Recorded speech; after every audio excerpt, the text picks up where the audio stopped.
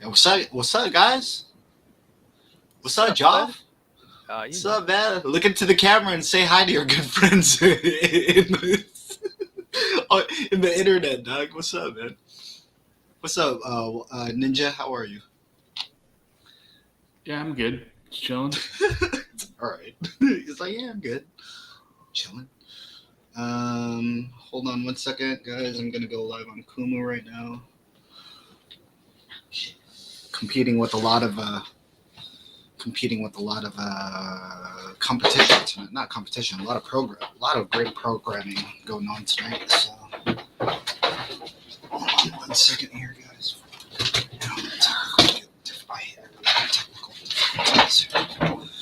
Still got a black screen on my Kumu, but I'm fine. On Kumu USA.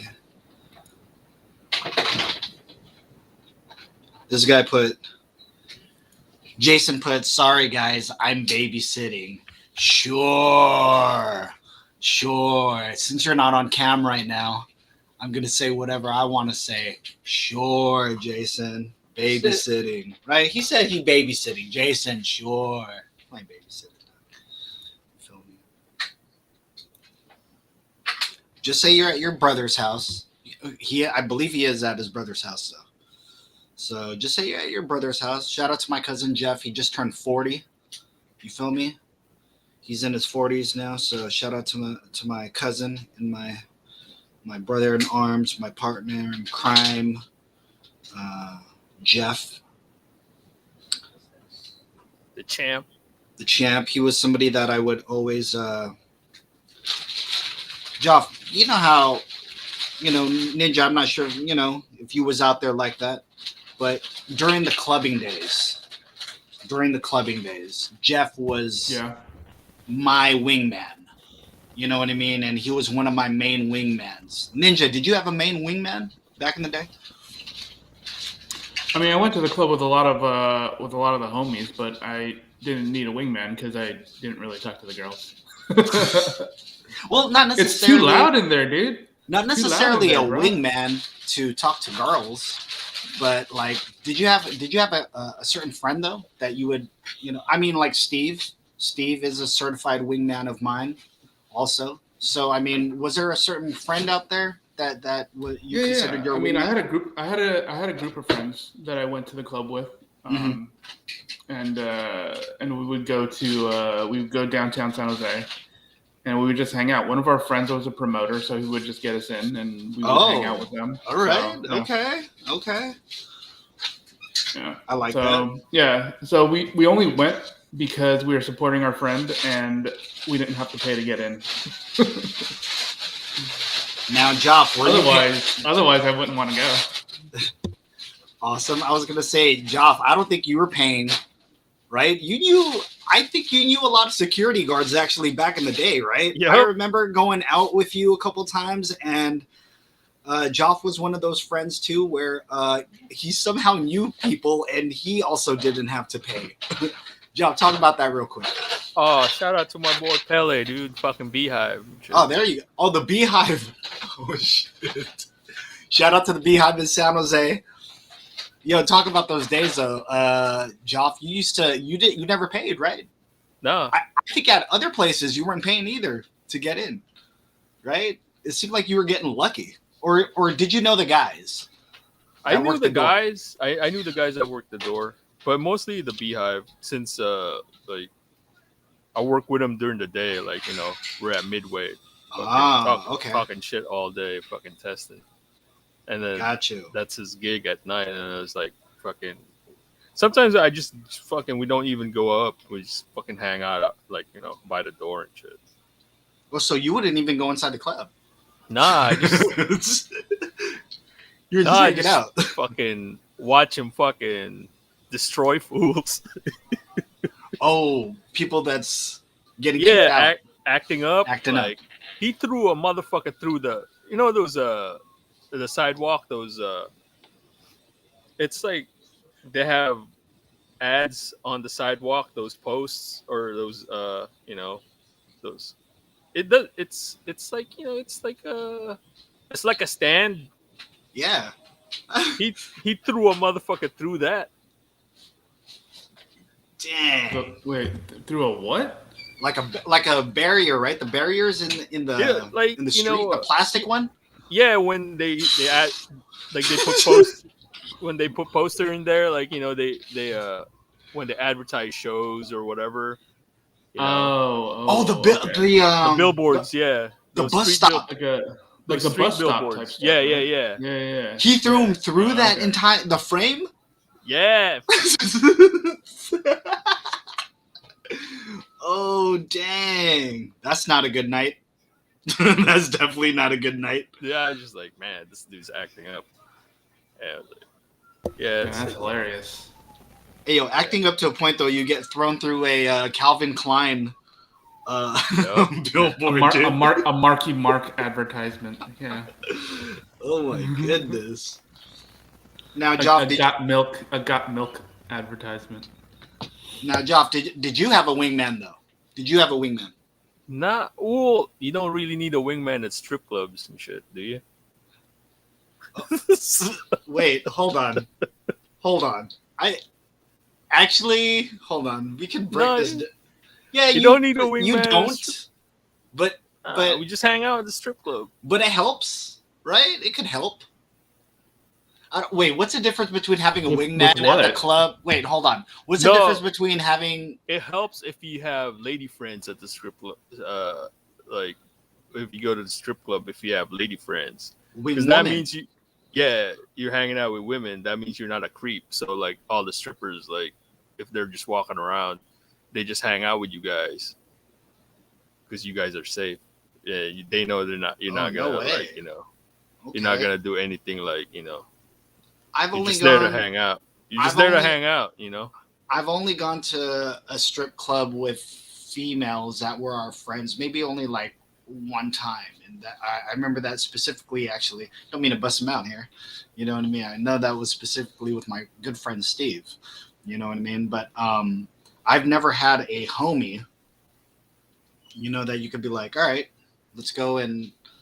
I mean, a girl homie. I'm like, hey, let's go check out something. But I was gonna say, is there a difference between having a wingman at a strip club or a wingman? The difference between a wingman at the strip club and a wingman at a regular club. Huge difference, because because I'm not really like you go to a club, I just like. I don't really talk to. It's hard to talk to people there. It's fucking loud as shit, and it's not like I have super loud. I don't have the best hearing anyway. Like, so it's like, man, it's like fuck all that. I'm just gonna. It's that evolution, right? It's like you just watch girls dance and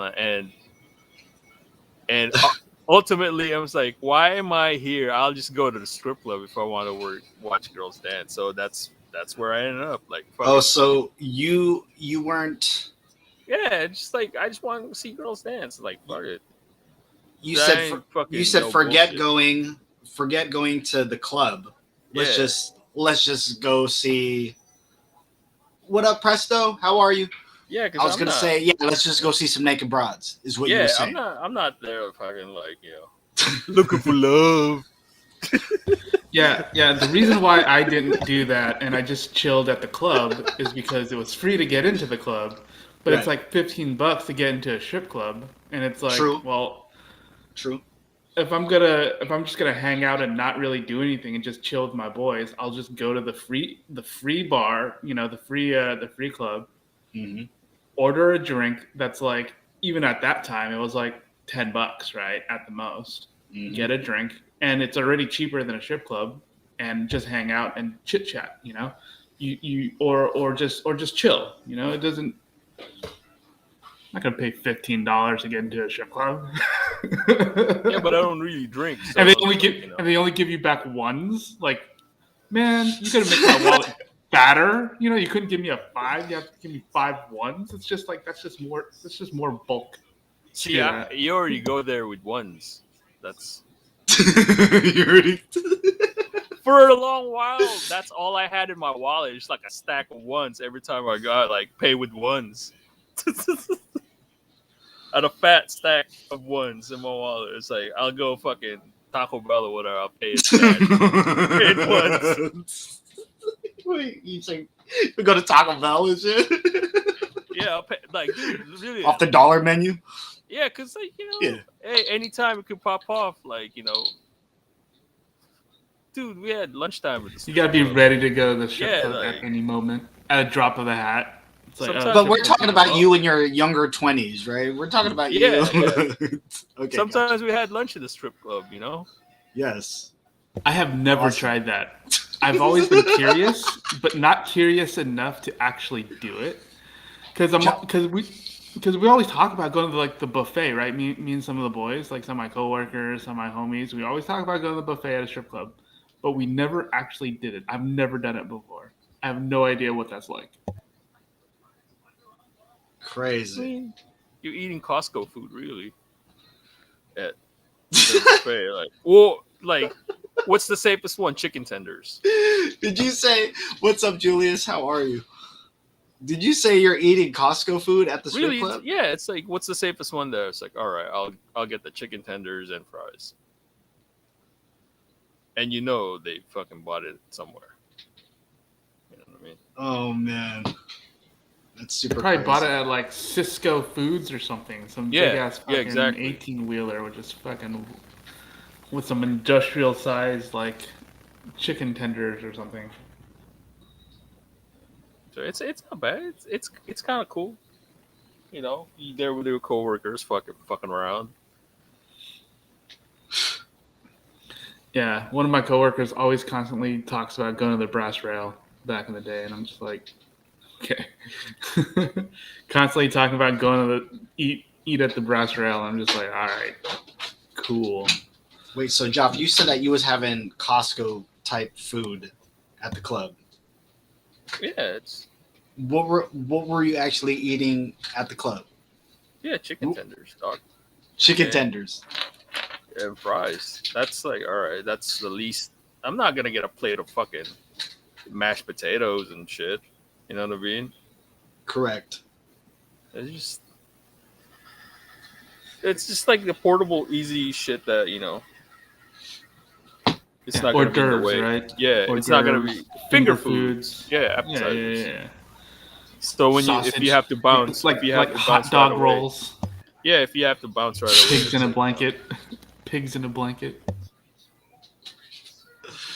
Oh my god. Hey, when I was in my 20s, I tried to A live shawarma. I'm a fucking, it stuck to me where I was trying to live that credo with Robert De Niro in Heat, like always have, like, never be attached to something that you can't walk away from 30 Yes. seconds. 30 seconds. Yeah. Yeah. No, that was literally Hi, my one. Dusty.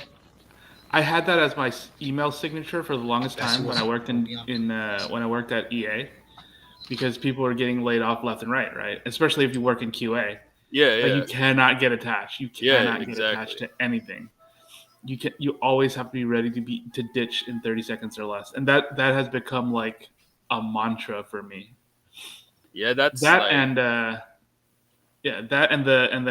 Conan the Barbarian quote of what do we want to see from our enemies, Plus I learned my lesson too. Like the first art job I had, like I fucking decorated my cube. I had my figures there. I had fucking everything. Yep. It's like my home, right? And you get laid off. I'm like, fuck. I gotta bring all this like 4 or 5 boxes of shit home. Yep. So next time I had like a small box, like everything I'm ready to go. It's like, it's like living in a suitcase. Yep. Pretty much. Yeah, that's why I don't bring anything into work. Like every single time I've worked at EA or when I work at EA or when I work at Disney, all the stuff that I have at my desk is accumulated from work. Like I don't bring anything in. It's always stuff that they give out, like swag and posters and statues and toys and all that kind of stuff. Like all these knickknacks that I have at my desk is always stuff that I accumulate from work. And I just learned to never bring anything in because, I'm not lugging all that stuff Yeah. back home, you know? Yeah, I just have When a I box left- of like books, my references. Yeah. That's it. When I left Disney, when I got laid off at Disney, I had 2 boxes of stuff. None of it was me bringing stuff in. It was always just free shit that I got from Disney. So And yeah, because maybe a figure that I like. That's it. right. But Well, the figures that I had at my workstation were stuff that I got from work, or stuff I got from that I ordered off Amazon, and I just didn't bring it home. You know, stuff like that. But I try to keep it as clean as possible because you never know when you're going to get laid off. exactly. I'm sorry, guys. I was going through some technical difficulties here. I think with Kumu USA, we're trying to go live on there. I think I'm okay with it being live on mine, but I don't know why Kumu USA it's not letting me go unless we're seeing it. I'm not sure. But yeah, I missed the transition though from the strip club to all of a sudden you guys are talking about work. You know what I mean? So, weird transition. Yeah, why did we go there? Because we started talking about like it was the Robert De Niro our walk away in 30 seconds. Right. But why? That's did we why, even bring like, that up? I don't even remember why we brought that up though. Because I think Joff said that he's usually not comfortable, or he'd rather go to the strip club than a regular club. And we're talking about back in the day. Right? We're not talking about current like times. fucking remove all the bullshit. I'm all like, I just want to see girls dance anyway, so I'll just want to talk to them. Like, plus, I get Whatever. Look. You can't talk to a girl at a club. All right, you cannot talk to a girl at a club. It's one, it's way too loud. 2, they're already like getting hit on by so many people that they're already like pre-rejecting a lot of people, and I'm like, that's fine. That's why I don't. That's why I just don't. Yeah, even do some it. of them I don't like even some wanna girls deal with like just want to hang out like with their friends and shit. You don't want some dude trying to hit on them. And I think I let him be. I let him be. Exactly what you said about the pre-reject. Yeah, they're already like, they're already coming in there fucking Matumbo and people and shit. So yeah, they just want to be with the girls, right? Yeah, they're like, fucking, get out of here, fucking come in this lane, dog. But sometimes I would go to the club, and when I'd see hella people trying to talk to somebody, or blah blah blah, even though you might recognize that person is fine, and maybe out of respect you want to be like, hey, what's up? I usually just then wouldn't. I'm like, well, fucking, just like what you say, everyone else is trying to get at her, holler at her. You know what I mean? So sometimes I wouldn't want to feed into her fucking ego. I don't know. You know what I mean? Like, hey, I ain't saying what's up to you. You know what I'm saying? That's how. Yes, that is the toxic mindset of a young 20-year-old. Yes, that is for sure. Like, no, but would you ever have those feelings though? Like, yo, I don't want to fucking talk to you. You're fine as shit, but I ain't talking to you. Yes, that is literally early 20s right there. Boom. Getting treated like a piece of meat, fucking grabbing my elbows and shit. Yeah. Did you have your friends or your wingmen, do the whole, hey girl, I never liked that move. That's super aggressive. That's super like, take your hands off me, slap. You might get slapped. I would never. No. You know what I mean? I never sent a homie to do that. Or no, have you seen a homie do it? Or something? Hey, the best is you go to like, what's that called? Uh-oh. It's a club where like, cause you try to go everywhere, right? It's one of them older people clubs. The over 40 clubs. Like that. Like a voodoo lounge or some shit like that? No, not voodoo lounge. That's still that's Tunes? Still kind of. Was it Tunes? Tunes, right? No, Tunes. That's still kind of young. No, but no way. V-Bar. No, I forgot the name of this club, but it was on Lawrence. Like, right across where Kaiser Lawrence. used to be and shit like that. Oh yeah. Oh, I don't There remember was what a that club one is. there. I forgot. Yeah, the there was a name. club there. Yeah. Really? You're right. You're On right. Lawrence? Yeah, on Lawrence Yeah. across from the Kaiser. Yeah, where the Orenchi is it now? There used to be a club inside there. It's like I think there used to be a Ruby Tuesdays over there. Something It's like like Ruby Sky, Tuesdays, Ruby oh my Sky, God. Ruby Ruby Sky, or Sky. something. yeah, something Was it like Ruby that. Sky or something I don't like know, that? but Yeah. like some older people club, right? Bessie put the hotel bars. That's where usually the old people are at. That's the really hotel old people during a convention. Yeah. Fucking, you walk in there, some fucking Golden Girls looking chick fucking grabs me and shit. I'm like, Wait, hold on. You mean Blanche and them? Blanche and them all of a sudden started getting at you? Like, what's up? What's up, young meat? and I was on my D'Angelo shit right then, too, like trying to be cut. Wait. I was, I was wearing some fucking tight sweaters and shit. With the You know what I mean? the brown jacket, the brown leather jacket with the sheep, No, the sheep fur. no, not the brown jacket. Okay, Nah, got you. dude. Coming fresh from Mr. Rags, you know. Oh no! Oh damn! Wow! Wow!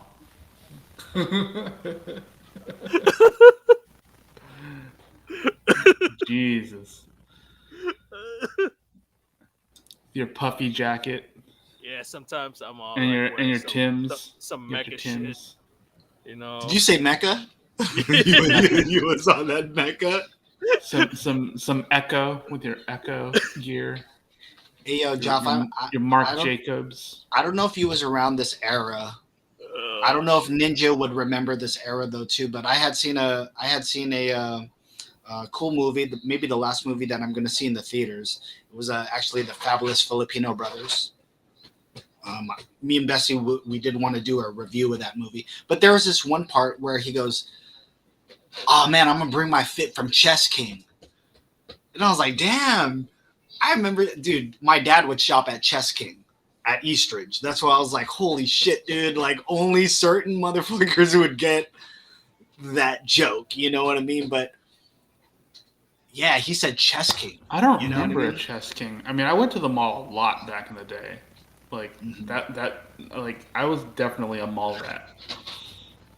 I don't remember a Chess King. I remember getting from my dad. I think it was maybe eighth grade Christmas.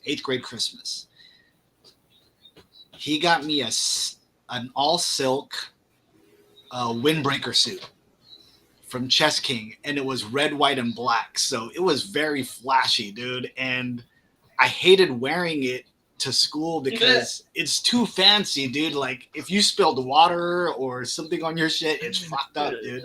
Man, that's some Scarface shit right there. Yeah, dude. So I remember like him like, "Oh, I got it from you at Chess King, dude." And I was like, "Oh, that's cool." But I was just like, "Damn, this is like," and mind you, it's a very expensive, jumpsuit or whatever, tracksuit, whatever it was.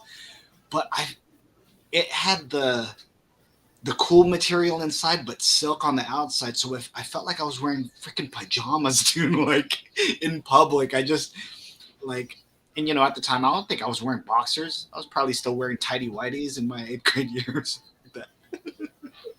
So I was just cold, just all the time, Doug. Like, damn, this is not comfortable. It's kind of cold. So Chess King was one of those things. Now let me ask you, Joff, what was your clubbing? You talked about clubbing gear. You talked about you were on your D'Angelo shit, right? Where were you getting them? Where was you getting your drip from back in the day? Fuck. I gotta get my lugs from Mr. Rags. You know what I mean? Okay, Mr. Rags. Okay, all right. Like, I don't know. I can't really remember. I just like everywhere where if I just like happen to be in a mall and I see like I don't like I'm just really specific of where I'm going if I'm going for shoes, right, or certain type of shoes or whatever. But like clothes, I could get it anywhere. I have no go to. I just like if I'm in the store and I see something that's like, and I happen to have money to spend that I could afford it, I'll buy it from there. You know, I don't have a go to. Ninja, for you, was there a specific place during those clubbing years, if you were dressing up? Because remember, guys, how it was back in the day, you had to have dress shoes. Yeah. Usually in the car, right? That was the whole thing. Like, keep your dress shoes in the car if you're gonna go out clubbing and stuff like that. Ninja, what was your style and swag like during those clubbing years? Here's what I did, right? Like, okay, so I used to have a lot of like button-up shirts, like dress shirts. Just that's what I used to wear. Clean button-up? Like, yeah, just a button-up dress shirt kind of thing. So I would have that. I would have those still, right? Like, obviously, I wore that in high school, so I would still have that, throughout college and up to like mid-20s, late-20s. Mm-hmm. So I would wear that, or I would wear like a black sweater of some type. Like, I usually wore something like that, just like a clean black sweater. Jeans, because they allowed jeans, and then like these slip-on dress shoes that I got like from Ross or some shit like that. And that's it. That's Ross, what I would wear. Marshalls, right? Yeah. Some Perfect. $20 slip-on shoes. Yeah. I did not go very fancy. I didn't do any of that. They used to do the no sneaker rules at a lot of these clubs. They didn't allow the California casual back then, So, but yeah, my fit was like $50 at the most. You go to like a Mervyn's or a Ross or a Marshalls or something like that. There you go. And you just yes. Well, they didn't really have a Kohl's back then. Back in those days, they didn't really have Kohl's. But yeah, something like that. And it was just very basic stuff, no name brand, very, very, like, I would just church up my everyday wear, that kind of thing. It was not fancy. I did not wear anything of that nature because I wasn't about to spend that kind of money on anything like that. All I gotta wear is like, I know I have to wear my wallabies and shit. Ooh, comfortable. Yeah. Comfortable as hell. If you're also a good shoe to dance in, actually. Wallabies, dog. Clark's specifically. Yeah, because they're soft, and it's like, suede. Yeah, you can get in, whatever. All right. Yes. Even though your wallabies could be beat the hell up too. It's dark, so they can't see it. Yeah. You can get in because as soon as they see the suede-like texture, they're like, yeah, come on in and stuff. Although, real quick, I just wanted to touch on something. I think those clubbing rules almost borderline racist. You can't come in wearing this. You can't come in wearing that. Not borderline. Yeah. Yeah. Right. Not borderline. Yeah. It is, right? It is racist, right? Yeah. Hmm? It is. They don't think it is. Well, that's the thing. They don't think it is, right? But they don't who think does it it affect the most, right? Because what they're doing is they're saying we don't want the street gear, and generally when they say street gear, they're thinking of a certain type of person. So, what are they thinking of? Black and brown people. Mm-hmm. Like me, right? An Asian guy. They're thinking Southeast Asian guy, Mexican people, black people. That's what they're thinking. They're not thinking Chinese dudes. But even though it seems like a very reasonable thing to do. We just want people to look good when they come into the club. It negatively impacts a certain group of people specifically. So when you think about it like that, it's like, well, what are you really saying here? I've got these Jordans that are valued at $500, and it looks swaggy as fuck. It's drippy as fuck. Why can't I wear these? It's a little silly, is all I'm saying. So Liana here in the chat. So the reasoning is not quite there. Liana here is saying, like here in SAC, most bars and clubs didn't serve Hennessy. And if they did, it would be really expensive. And she put racist down there. Guys, that's kind of mind-blowing that an establishment would not sell no hen. But if it is a popular drink amongst It's a fucking popular drink amongst everybody, though, right? Well, people of color. Yeah, people of color. I'm just saying Asians, Mexicans, Latinos, blacks. You know what I mean? Hen dog is a drink. So that's wow. What do you guys think about that? Crazy. I mean, again, it's a certain type of person, right? But here's the weird thing: those same clubs would probably serve Alizé, right? And how did that get popular? Obviously, through. I mean, I knew of it because I watched a lot of rap videos. Again, yes. So it's kind of weird. It doesn't make any sense, but. Imagine if that I think that's super weird how like, hey, we're not a hold on, let me log out of Kumu USA. Not really working out for Kumu USA today, so all right. So guys, since we opened the show just talking about our side our side guys, our wingmen, right? I was gonna say, Waldo, you are frozen. Oh, there you go. I was gonna say, God,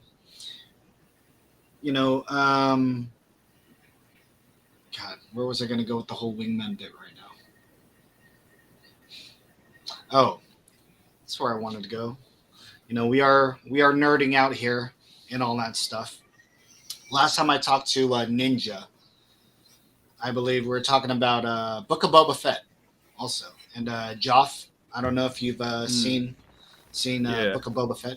I don't know if you had heard Ninja's assessment of that first episode, but he wasn't all that impressed. And I was like, wow, okay. And kind of mind-boggling even more, I think the world was not impressed. And I kind of have a gripe about that, right? But Joff, real quick, were you impressed by Boba Fett? It's the second episode is better. I think it's a Robert Rodriguez thing because he directed the third one, and I felt the same as the first one. Didn't he do all three? I thought he did all three. No, he did the first the first one and the third one. Oh, really? Who did the second one? A different person. Interesting. Okay. I think it's just a Robert Rodriguez thing, probably but I'm not gonna judge the series episode per episode. It seemed like because there's the way they format it, it's like flashbacks. There's really no coherent one time like an episode where you're dealing with just the present or the past. So I'm looking at it. It's like I want to watch again the whole thing. I'm waiting for the whole thing to play out. Yeah, because it's kind of it has a lot of stop and starts for me. And plus, it worked better the second episode because the second episode is almost an hour, 58 minutes or some shit like that. The first, the first and the third is just over 30, just under 40. It's 35, 38 minutes. So it's it just needs more room, I guess. But it's cool. It's fucking fucking Chewie out here looking like Drake and shit. Wait, hold on. Fucking black chrysanthemum fucking making Chewie look like Drake. Fucking black chrysanthemum came out like fucking Bishop and Juice and shit. Looking tough. Chewie out here soft as fuck. Oh man. All right, hold on, real quick before we get into joking around about that episode. Ninja, again, your take on this series. You're my assessment of your thing was why is this even here? After the first episode, you're like, why does this even exist? There was Mhm. nothing interesting, blah blah blah, about this first Yep. episode. But then you did say you want to see how it plays out also. Mhm. So Yeah. after the last 2 episodes, did it spark an interest in you? Did it? So after the second episode, I was telling people that I liked it a lot more. It seemed to be a lot more coherent. It seemed to really point you in a direction of where they're going to go. It seemed to set up a lot of stuff, right? Mhm. It seemed to be like, okay, so this is what's going on, but there seems to be a lot more politicking and all that kind of stuff. So it's like, okay, cool. Then the third episode happened, and it's like, what the hell was this, right? Like the third episode, I thought was very not good. I was very not good. So far, it's a very up and down Interesting. thing for the show. Like the third episode was not very good. Like so spoilers. They immediately wipe off one of the bad guys, right? By saying, "Oh, we're gonna bounce now. We're gonna bounce now. Peace out. Oh, by the way, here's a Rancor. Laters." And it's like, wait, what? What the hell was that? It's like I thought it was gonna be like, these bad guys versus these bad guys or these bad guys, and then he has to like kind of unite them or figure out how to deal with all these people. But no, one of them just takes off and gives him a Rancor. I'm like, okay. And then he gets like, fucking 4 Power Rangers to be like his henchmen. And I'm like, all right, that's interesting, I guess. Cool. So his army so far is, so he only has an army. He has no administrative people. How is he supposed to be a warlord? How does he,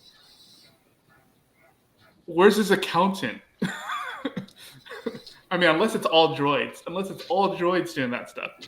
Fine, whatever. I don't even care about that. His security is terrible, apparently. I know Black Chrysanthemum's supposed to be a super badass motherfucker. Like, if you read the books and stuff about him, he's supposed to be really, really good and very impressive. Fine. He's a gladiator. Yeah. And I'm like, okay, fine. That's fine. But then they get rid of his backstory. They get rid of that. It's just gone, right? The tribe that he's with in the previous episodes, boom, gone, wiped out. Then they introduce, basically, I think this right now my biggest gripes are the story is not very interesting because it doesn't, I don't really care. At least in episode 2 there were stakes, and I think that's why I thought episode 2 was really good. There's actual stakes. What is that? Okay. Yeah, there's actual stakes. There's actual there's something happening, right? Like even in the flashback, you have the Tuskens. That's interesting. Then they introduce the city. They introduce the mayor. They introduced all these different things going on. There's all kinds of stuff happening. They introduced that this world is this Mos Espa is a lot bigger than it is. There's a lot of factions, yada yada yada. Third episode kind of starts off with that, right? You got freaking Milton from fucking Office Space showing up, and he's like, "Yo, I sell water, and these guys are trying to steal my water." It's like, okay, cool, that's interesting. This guy's trying to it seems interesting. There's layers to the city, and then it's just like he kind of just goes away after he recruits the fucking Oliver Twist wannabes, right? He recruits those guys. His backstory is completely demolished. He gives these guys something to do, and that chase scene is the worst chase scene I've ever seen. Like, they were so slow. Like, why did that Twi'lek even leave? He could have just said, no, the dude is working with the Pikes now. Why did he run? I don't even understand that. Why did he run in a speeder that is slower than running speed? He could have ran faster than the speeder. Why did these guys in the speeder bikes not catch up to him? How did they not even, how? They have all these droid accoutrements grafted onto their bodies, and they do nothing with it. One dude is like welding and trying to weld the engine and blow it up, and it's like, what? You guys are kind of bad at your job. Like the fight scene with Black Chrysanthemum was pretty interesting, with all 4 of them trying to fight the big ass Wookiee. I get it. That was pretty interesting, but it didn't really do anything. All it did in the end was show that Black Chrysanthemum's kind of a bitch.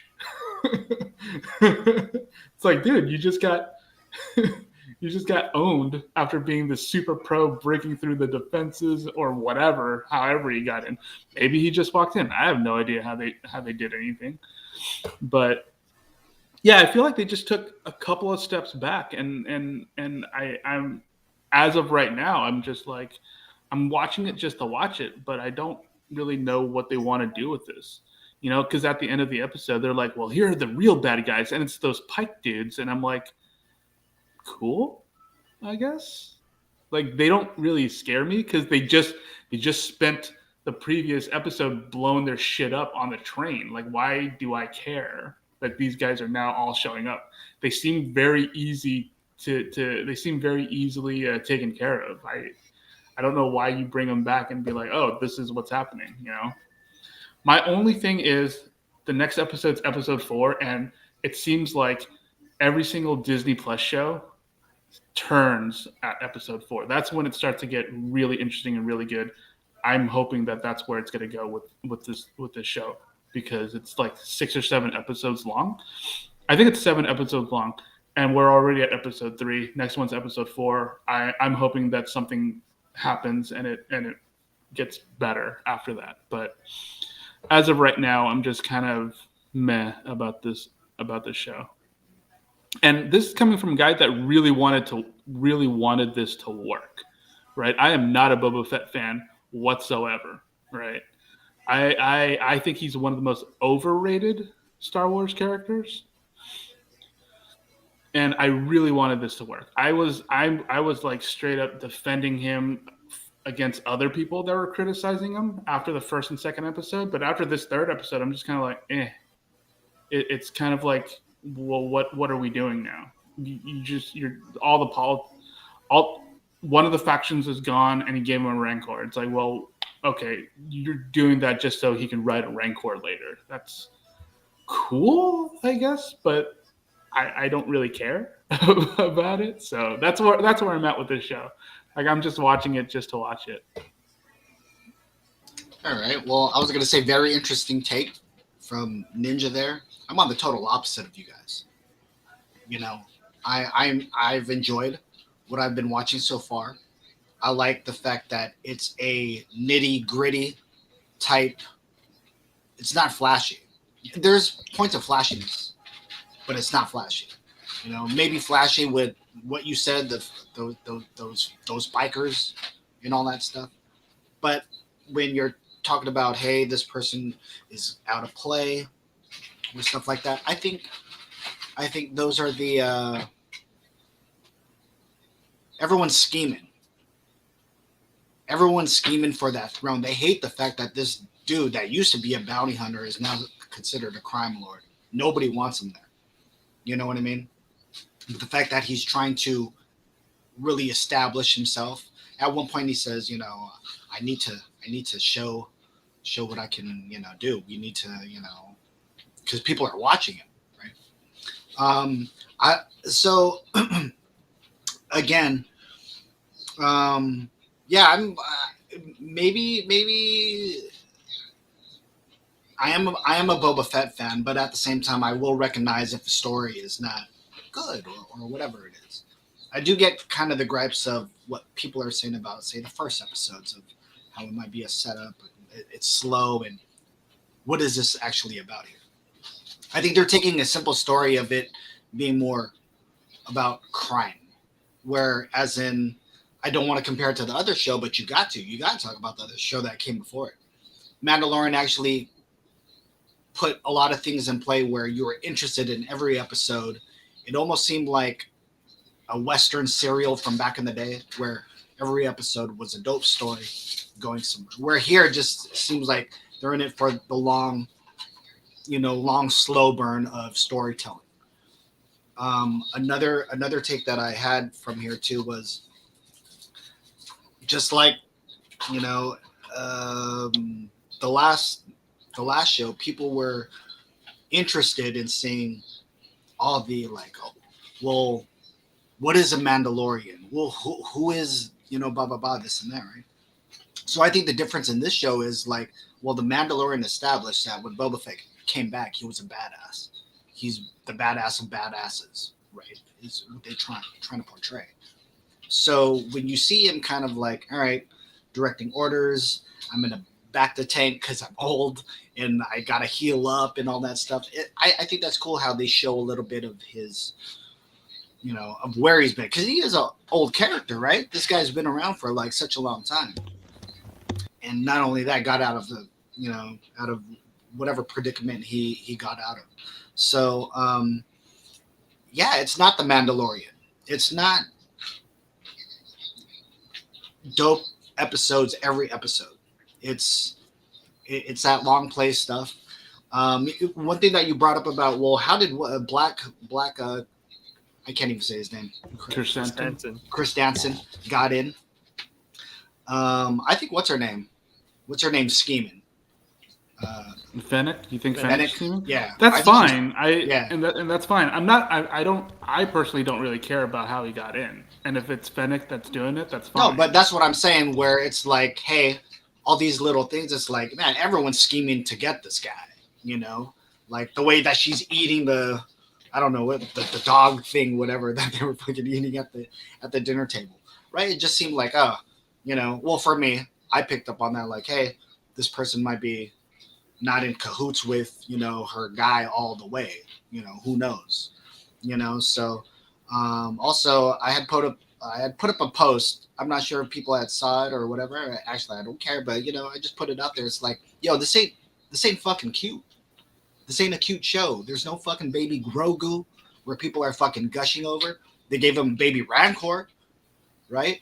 Who might have ties to whatever that Rancor was in the animated series. Bad Batch, right? Gucci. So like, I love the fact that it's dirty. It's a dirty show, yeah, out of place. And I'm like, damn, Ninja, they only got 9 episodes to get it together, right? Seven episodes to get it together. So Yeah. kind of with the title of The Book of Boba Fett too, I was kind of already expecting this to be short. I didn't think that would be this short. I thought it would be some type of a serial where it's like Mandalorian, where they tell a dope story every episode. You could go back and watch Mandalorian. You could geek out over every episode. Here, you can't. It's like, what the hell am I watching? Just like what you said, Ninja. Hey, what the hell am I watching? And why do I even care? So I'm in it for the long play. Is pretty much what I'm trying to say. Yeah, I think it's just a Robert Rodriguez thing. He I agree directed with the you. first and third one. So, and those are the episodes that are kind of wonky. So, we'll see. Yeah, I'm not ahead, Ninja. criticizing it. I'm not criticizing the show for that. Like, the long burn is fine. I mean, I'm just saying that nothing is really that compelling so far, right? Like, I get you're saying it's grimy, it's dirty. I argue You don't like that it's him not, trying to I don't think establish? You don't like him trying to establish? I don't that think he's it's a crime grimy. I don't think it's grimy enough. I don't think it's not. gritty It's enough. not. It's not grimy I- enough. It's I don't not. think that there's no real crime. Like, he's supposed to be a crime lord, but he's not really doing any real crime. He's shaking people down, which is fine. I get it. But it doesn't look like there's much of a push from him other than, I want to be the warlord, But why? Like, I don't understand. Like, I don't. And if it comes later, that's fine. But we're 3 episodes in. You should have a thesis for what this character is going to be doing, right? There should be some kind of established thing besides. I mean, the thing he's doing is, I'm going to be a warlord, but why is he trying to be a warlord? What's he doing? Why is he doing that? But where do you go from being a bounty hunter, though? Where do you go from being a bounty hunter, though? Isn't that like next level? Well, what's the reasoning, though? That's the thing. That's, I think, probably the thing that's missing. The flashbacks are trying to establish, like, his time with the Tuscans is probably. Sadly, we don't have enough of it to kind of. I think that's what they're. And I think they might be done too with the Tuscans, right, Joe?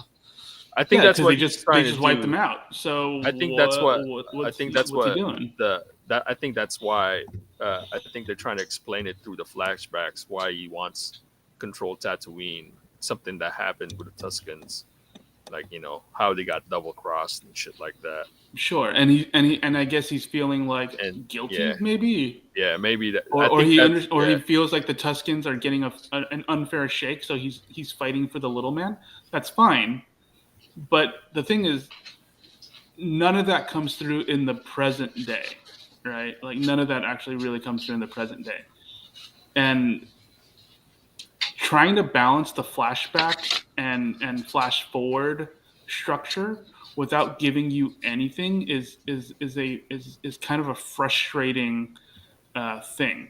Like I said, the next episode's episode 4. Everything usually turns on that, right? Like WandaVision didn't really start getting going until episode 4. I feel like same thing with like Falcon and Winter Soldier, same thing with like Loki. Like a lot of these shows start hitting their strides around episode 4, and that's usually the way it is. So that's why right now I'm just kind of bewildered, I guess is the best way to say it. And the reason why I'm kind of down on this show is that even though I'm bewildered by the structure of the show and the storytelling structure of the show, at least the other shows had interesting things going on that added to this mystery, right? That kind of made you go, oh, that's interesting. That's kind of weird. Like, there's nothing really compelling me to do that with this show, And even if it's a slow burn crime show, there are other slow burn crime shows, like The Wire, Not every single episode had things going on, and it's like, oh my God, I'm captivated by the action. No, you have interesting characters that are going about their daily lives. Which could be considered pretty boring, but it's actually very interesting because it gives you a look into something that you don't normally see, right? Like the kids in the projects on the first season of The Wire, interesting stuff. Idris Elba doing his thing, trying to learn how to be a better businessman, interesting stuff. They're always doing something that kind of adds to their character. Whereas I feel like in this show so far, nothing is really adding to any of these people. And I feel like Boba Fett has kind of regressed in this show. I think he was more badass in The Mandalorian. Like, he was way more badass in The Mandalorian, whereas in this episode, he doesn't really do anything. The first episode, he's fighting the people with the shields, and it's like, is he doing that to basically make it seem like oh, he's weaker than he is. He wants people to underestimate him. It's kind of a weird way to go about it, just because he's well known, So I don't think that's it either. I just don't understand why it seems like he's regressing, And so for you, definitely a step back from episode 3 is definitely episode 3 right now is a step back for me. Yeah. Joff, any final assessment on with Boba Fett? Yeah, it's just wait and see. I think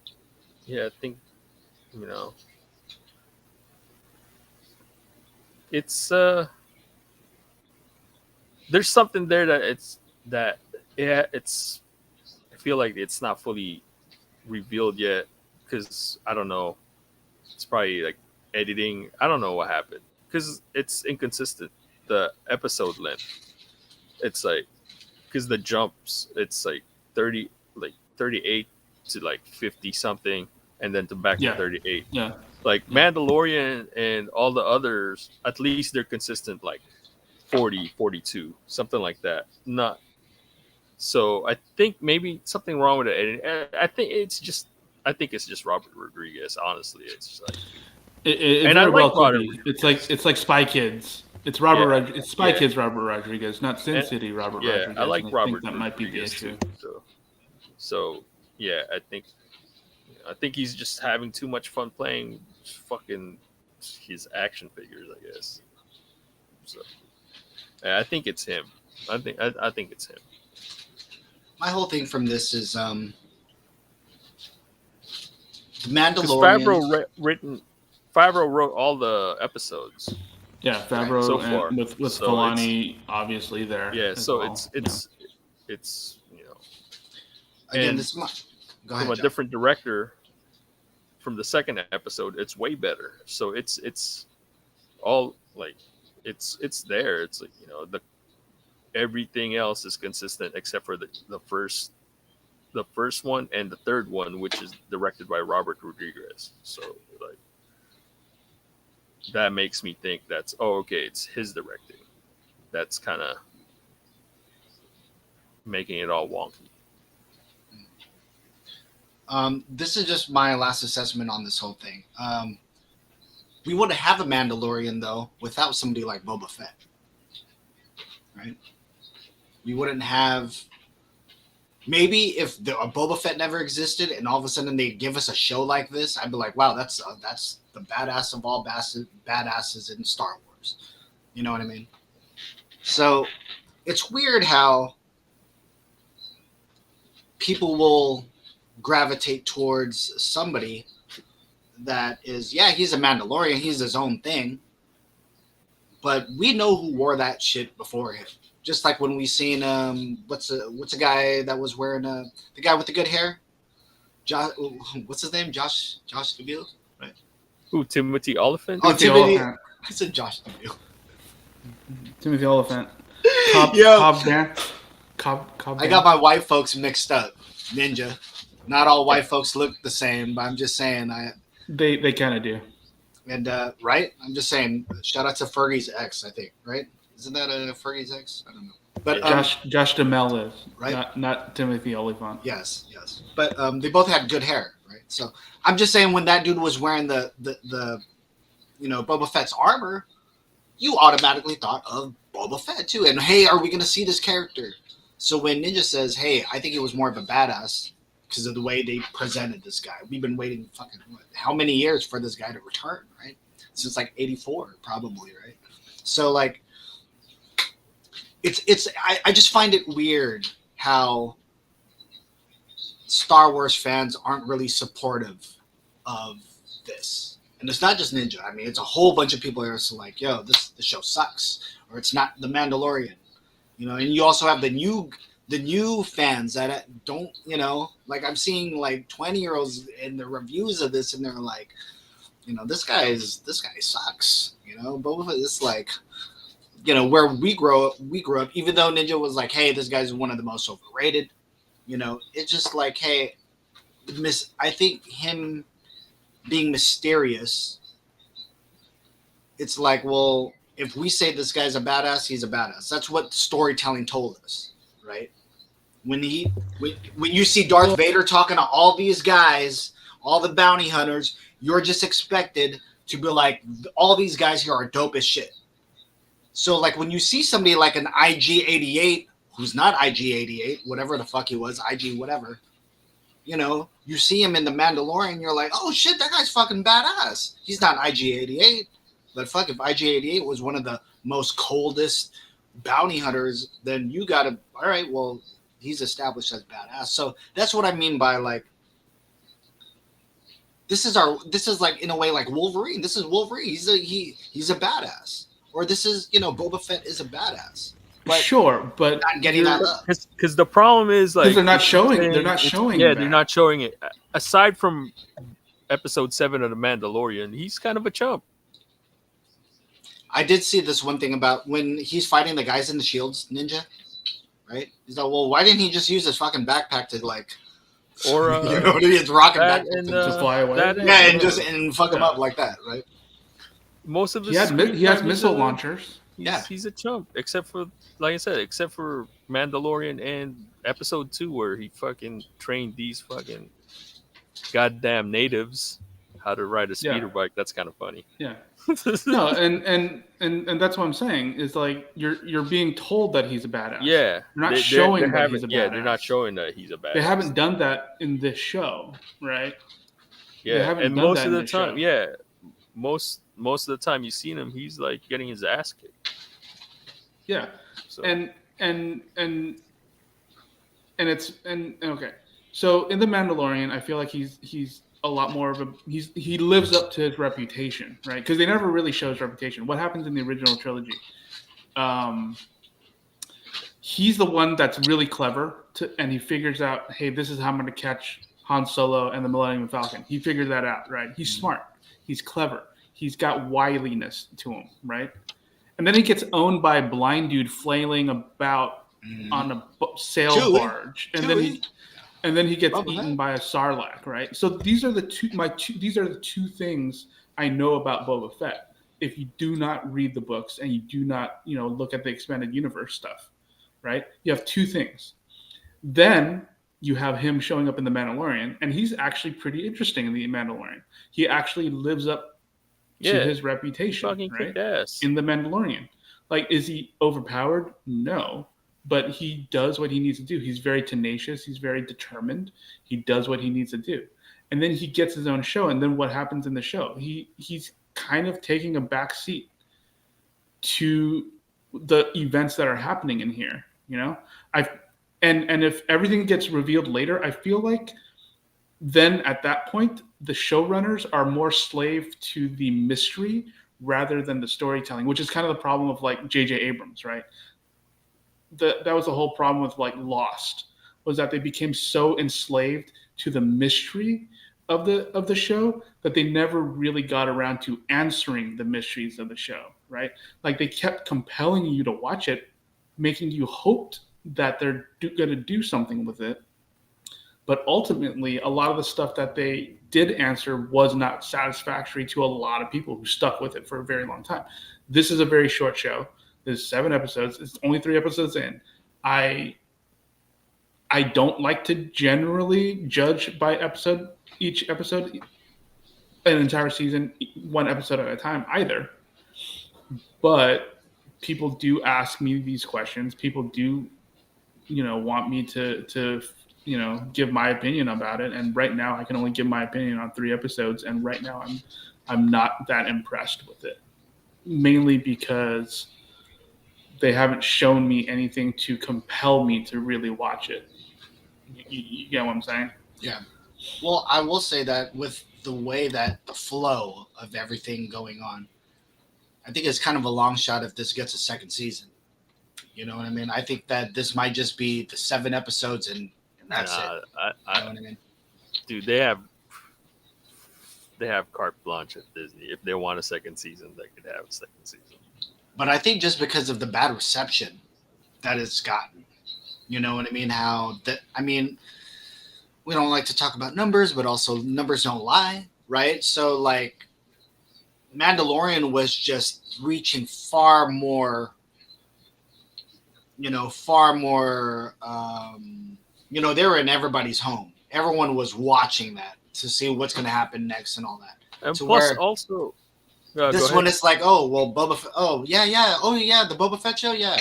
No one seems like they're excited, and I'm like, wow. It's like, all right.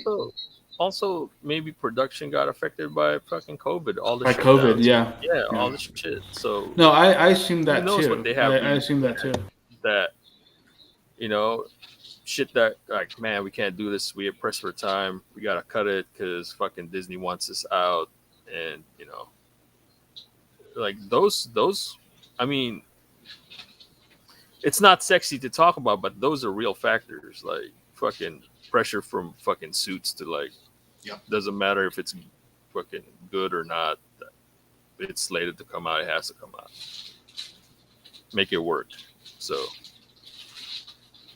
right. Well, so yeah. That's our take on Boba Fett. This is a Hub 48 episode 127. You're in the house with me, Ron Sara, Joffsimus Prime, Ninja Iceberg. Shout out to everyone that's watching I have us. A quick question. Yo. Hey, you think Black Chrysanthemum's gonna fucking let that shit slide? That fucking they didn't give fucking if he was him instead of Chewie, think he'd fucking let it slide that he didn't get a medal? Nah, man, fucking get pissed, bro. That dude. Or he's like, man, don't give me no medal, give me some fucking straight cash, homie. Straight cash, homie. Give me them galactic credits, dog. Fucking spend this. Well, that's the thing, right? Like the difference between Chewie and Black Chrysanthemum is one has honor, the other doesn't have honor. Chewie's right? Drake, bro. That's the whole thing is that Chewbacca has honor, right? He's a true Wookiee, whereas Black Chrysanthemum is like literally the black sheep. Not only that, but I kind of looked at his backstory and all that stuff. A very interesting character too. If you guys don't, the folks at home that may not be watching or may not know, but there's this one part where they specifically show his hand. They specifically show his hand where it shows that he had like some brass knucks, but fucking electric fucking. Right. So I believe the backstory though that he is actually modified, just like how the biker gang, how the guy had an eye, the lady had the blah blah blah. So I guess for that guy, he has kind of has a bionic hand, like a robot hand and stuff. Yeah, I don't like that biker gang, dog. Yeah, the Japanese biker gang, the Bosuzoku moped biker gang. Yeah, they're fucking. How can you have So a biker weird. gang where you're fucking riding on Vespas? Really? Fucking, They're basically Vespas. Yeah. Vespa gang. Yeah, they're definitely Vespa. hey, gang. there They're should be a going as- show about those the real bikers that fucking Boba Fett fucking took out.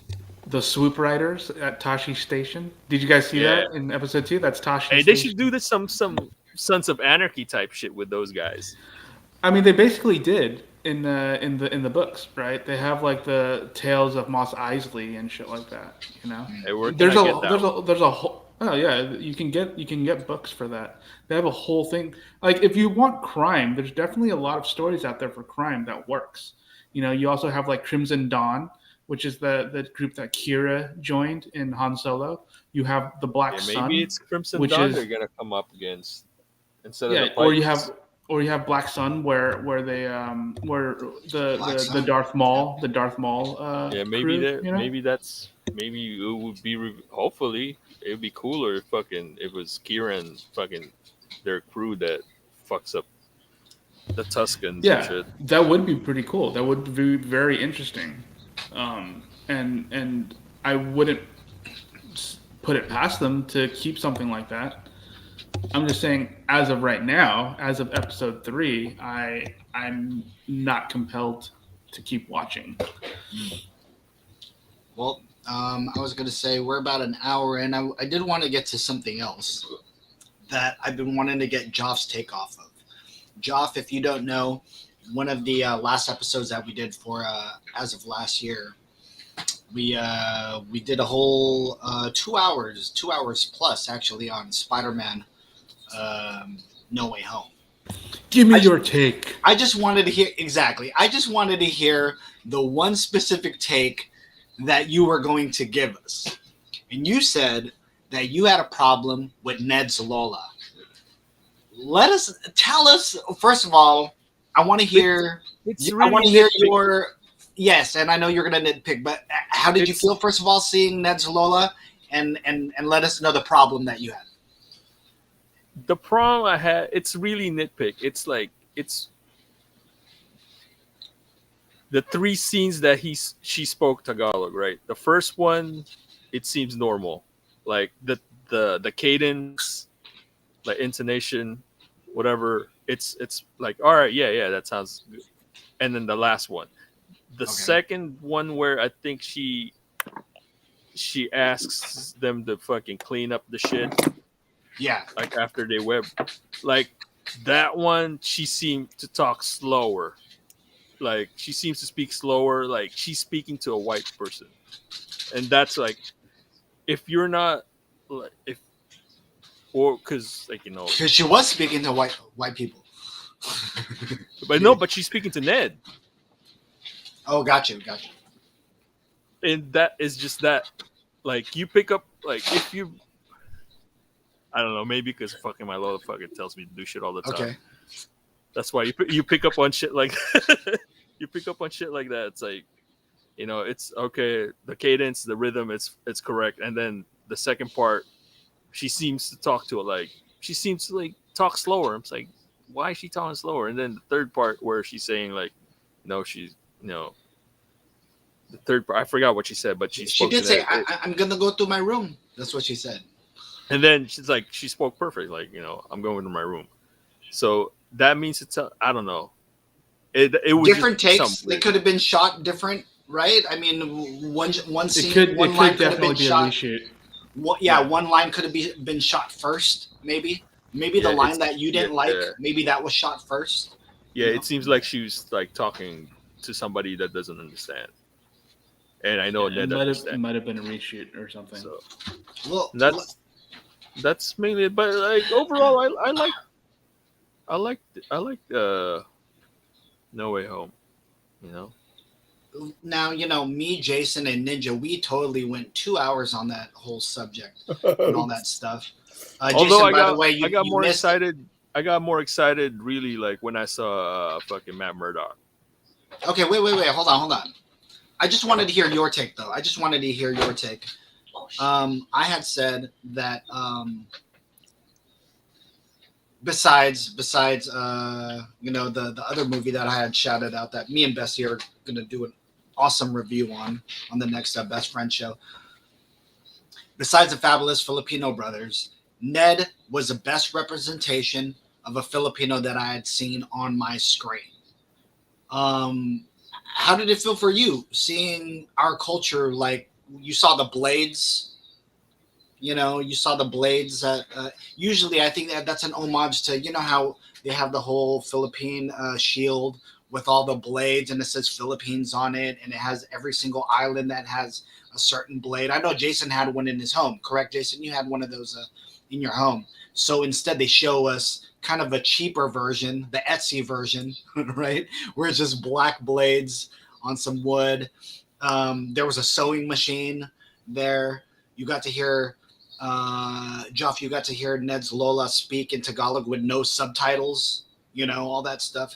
So how did you feel kind of seeing, I guess, uh, a little bit of Filipino life represented on screen, especially in a Marvel movie? To be honest, I didn't really care because they're just giving us crumbs. I'm like, I don't want crumbs. Fuck it. Who cares? They're just crumbs. Mm. You know what I mean? It's like, oh yeah, here you go. Panda, right? Yeah.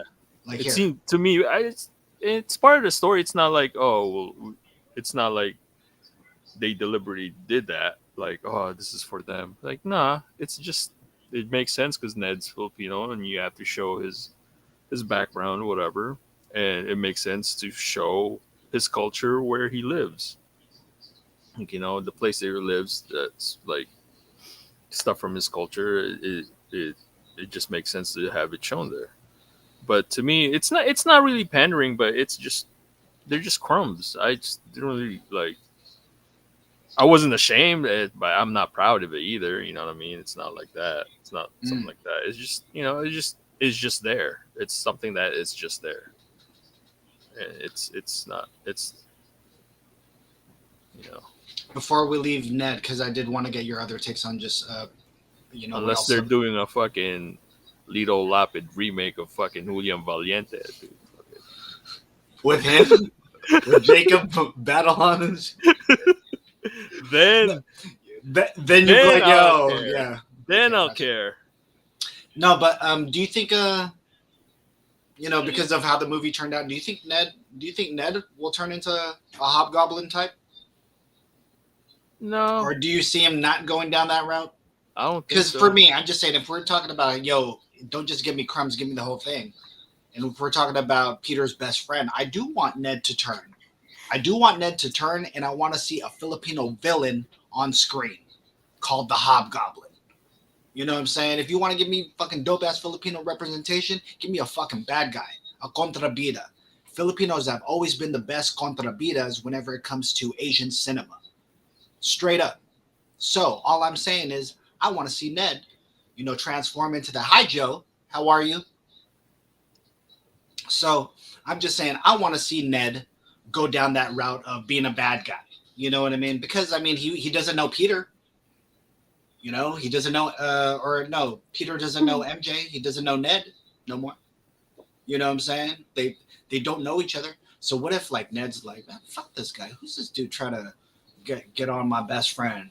All of a sudden this dude goes to MIT, try to I don't know. I don't know if it would continue to go to MIT and try to chase Mary Jane and Ned down. You know what I mean? But I'm just saying, I would love to see Ned's the Hobgoblin. homie.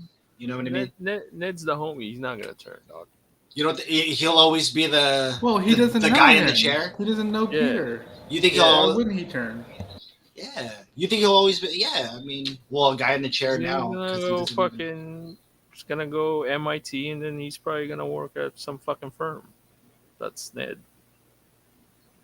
He's I'm gonna just go. saying, it would be Fucking, so badass if he were to. he's gonna go to the Bay Area and fucking work for He'll Facebook. probably or he'll probably join like Shield or something. He'll probably join up with Shield and Yeah, like a do fucking Shield stuff. he's gonna be an analyst and some shit. He's gonna hang out with Jimmy Woo and Darcy. Mm. I'm still going with the wizard route.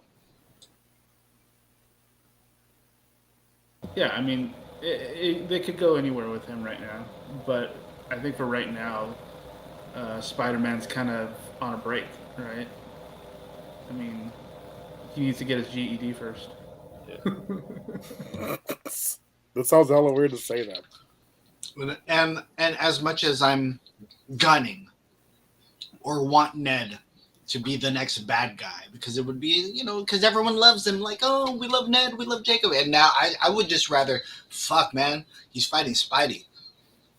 You know, I would rather have that, but I don't think that America's ready for it. I want Ned to be Craven. He has to wear that fucking, vest. I don't Can't wait think for it's the a matter Craven of- movie. I don't think it's a matter of being ready for him or not. I just feel like if it makes sense, it makes sense. But right now, because they don't know each other, they don't and Ned hasn't shown himself to be a bad person. Like, they could be antagonists. Like, what if Ned gets with Mary Jane, right, with MJ, and Peter sees that, and that could be a way of him, getting, stabbing Peter in the back,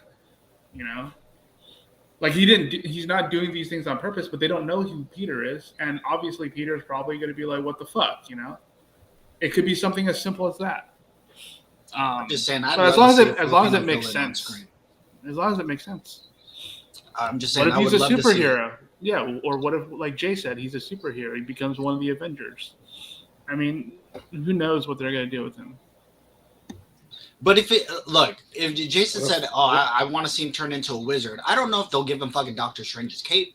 But if he can do his fucking Filipino magic voodoo bullshit that he was doing, if he starts speaking Tagalog, starts using Filipino black magic, I would love that. Actually, I would have no problem with that. You know what I mean? Right. All I'm saying is it can go in many different routes. They set him up for a lot of different things, whether or not he knows magic, whether or not he's going to be a super smart dude. Should be trained by Baron Mordo. That'd be awesome, right? Sure. What if all of a sudden he decides to become a lawyer and he starts hanging out with Daredevil? I mean, it could be. Or what if he decides to go and join the military or something? I don't know. He becomes the new Flash, whereas the Flash in this universe didn't join the military, or I doubt he's going to join the military. Joff, you had talked about you like seeing Matt Murdock in there. I think a lot of people were also surprised to see Daredevil in there. What were some other aspects of what were your favorite parts about No Way Home? Just a quick 5-10 minute take on just your set. What was your favorite parts? What was what didn't you like? Who did you like? I mean, is this one of the best? I had said that this is probably in my top 5, maybe top 3 of Marvel movies. You know what I mean? Just because of they took storylines that are actually polarizing from the Marvel lore, right? From the comic books, they took some of those storylines that people really hated, and they actually made it work in this fucking movie. That's what I liked about it. I mean, what about you? Would you, what's your take on this movie? It was fun. It was fun. Like I said, though, that was my only nitpick was Ned's Lola in that one. The scene. third line, the third line of her dialogue. Yeah, that's about it. But I mean, I know there's plot holes about Jamie Foxx and all that stuff. But I mean, I have no problem with it. It was fun. mean, seeing Andrew Garfield was pretty cool. Hope they make more Spider-Mans with him. Honestly, and, even though I don't like Tobey Spider-Man, it was cool that he showed up. You know what I mean? So Not a fan of Tobey Spider-Man. Not really, no. You I mean, can the go back and Spider-Man, watch the old stuff. nah. Spider-Man 2 is cool, but like I never seen Spider-Man 3 because they said like, oh, it sucked. Don't watch it. So I'm like, all right, I'm not gonna watch it. So I never seen Spider-Man 3.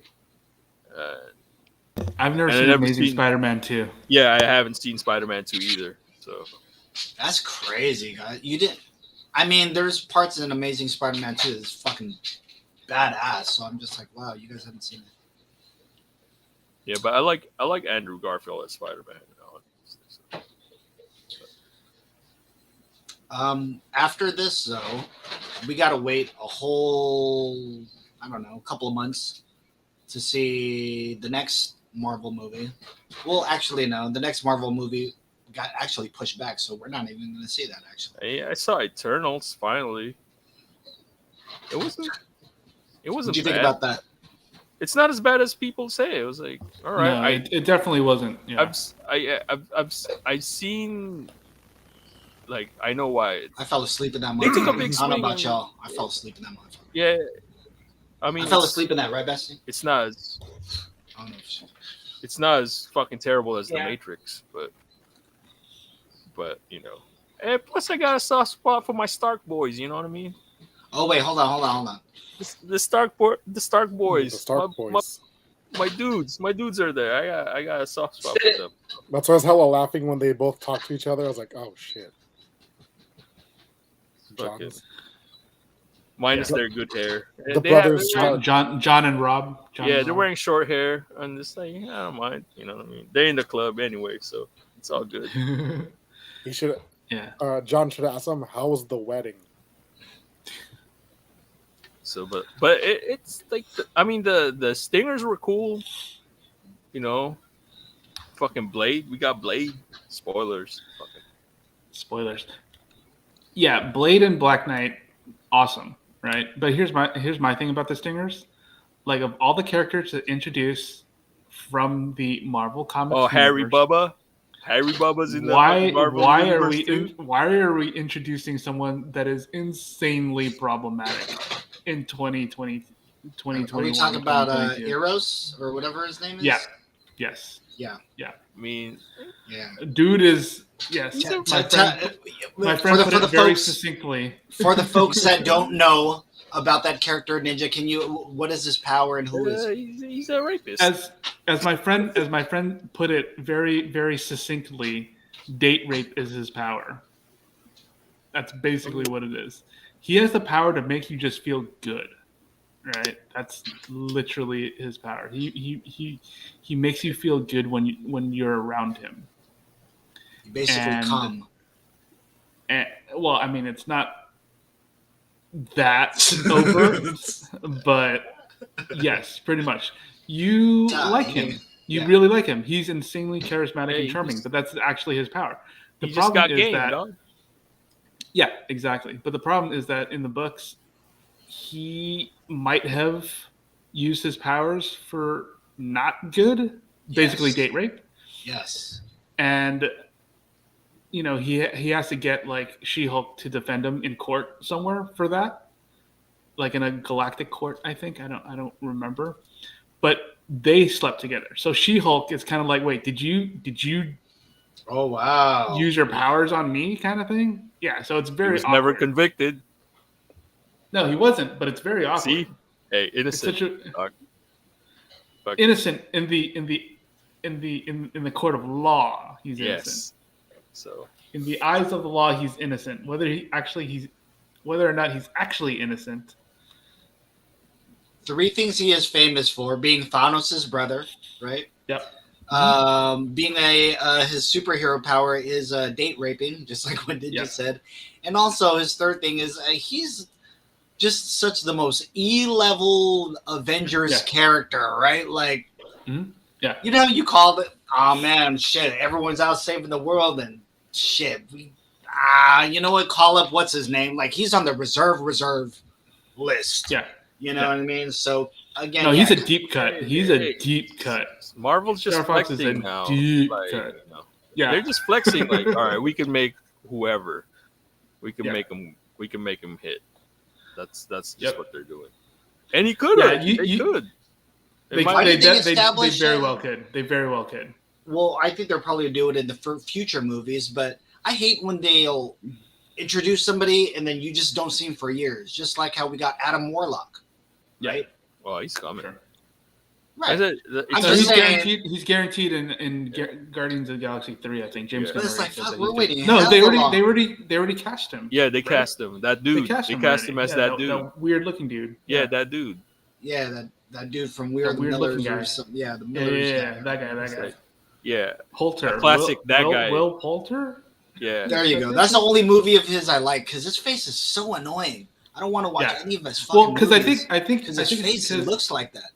He's a Well, yeah, classic, because that I think- guy. You're a fucking ugly he guy. plays a villain in a lot of them in like some of his earlier movies. He's usually like a bully or a villain or something. He's in that comedy with Jennifer Aniston and Yeah, that's the one. Jason We Are the Sudeikis. Millers. That's the only Yeah, movie We're the I like. Millers. Yeah. Or Meet the Millers. Meet the Millers the or hell whatever. it is. Yeah, Whatever it's something called. Millers. Yeah, that movie's so white, by the way. Right? Jesus, that movie's white. No, but he has one of those. You know, sometimes a good actor is a good actor when you have a face that you know he has a face that you just want to punch. You know, because you hate him in every movie. Yet he's good. You know, he's a great actor. I'm just saying, like, he has that fucking face that I just don't want to watch his movies and stuff. So yeah, it's Shout out- not that bad. Could have been better if it was a series because there's so many characters. So it's I would have rather had that as a series. You know, yeah, it's They should have gave us that when they gave us Inhumans. You know, I would have There's- rather had Eternals Yeah. first. there's just and too then many give us- characters. That's Give us a full length Inhumans movie. You know, Yeah. I would have Because I really liked pretty much most of the characters, if not all the characters that they introduced as the Internals. Because I think they all had something to bring to the movie, and I think they were all pretty well written and interesting. Like I want to know more about what's his name, Gilgamesh and Thena, right? Was it Gilgamesh? Is that the dude's name? Like I want to know more about them. They disappeared into the wild after everyone split up. It's like what do they do in like those 7,000 years? Did they fucking like just own people? Like what are they doing? I just didn't like. Sprite. I think is an interesting. I think they're all just interesting characters. I just didn't like. Maybe it's the same reason why I love. I did love Shang-Chi, but at the same time, they didn't give us a definitive villain. Really, Yeah. kind of like with the Eternals, they didn't give us a definitive villain. It was just like, Sure. it's fucking this guy. It's know a what I'm saying? concept. It's more of like a concept or a god. The god is a villain. But even then, you don't really know what's happening. It's more of a philosophy, I think. Yeah, so I'm probably gonna Yeah, have I'd to rather- watch that again because yeah. I'd rather watch yeah. Eternals again than fucking Shang-Chi and Black Widow. Honestly,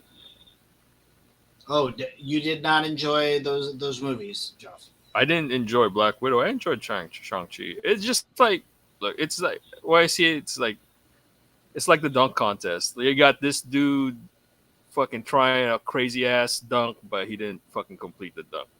That's Eternals. And this guy just fucking completing like, a regular fucking now it's regular, it's like a East Bay funk dunk. And he completes it and he gets an 8 and shit. But you've seen that dunk so many times. That's true. The Black Widow movie and Shang-Chi were both very by the book. I'll be honest with you. I'd rather watch any of those two movies again than I would watch. I think I might have been the only person from the crew here that I really like Black Widow.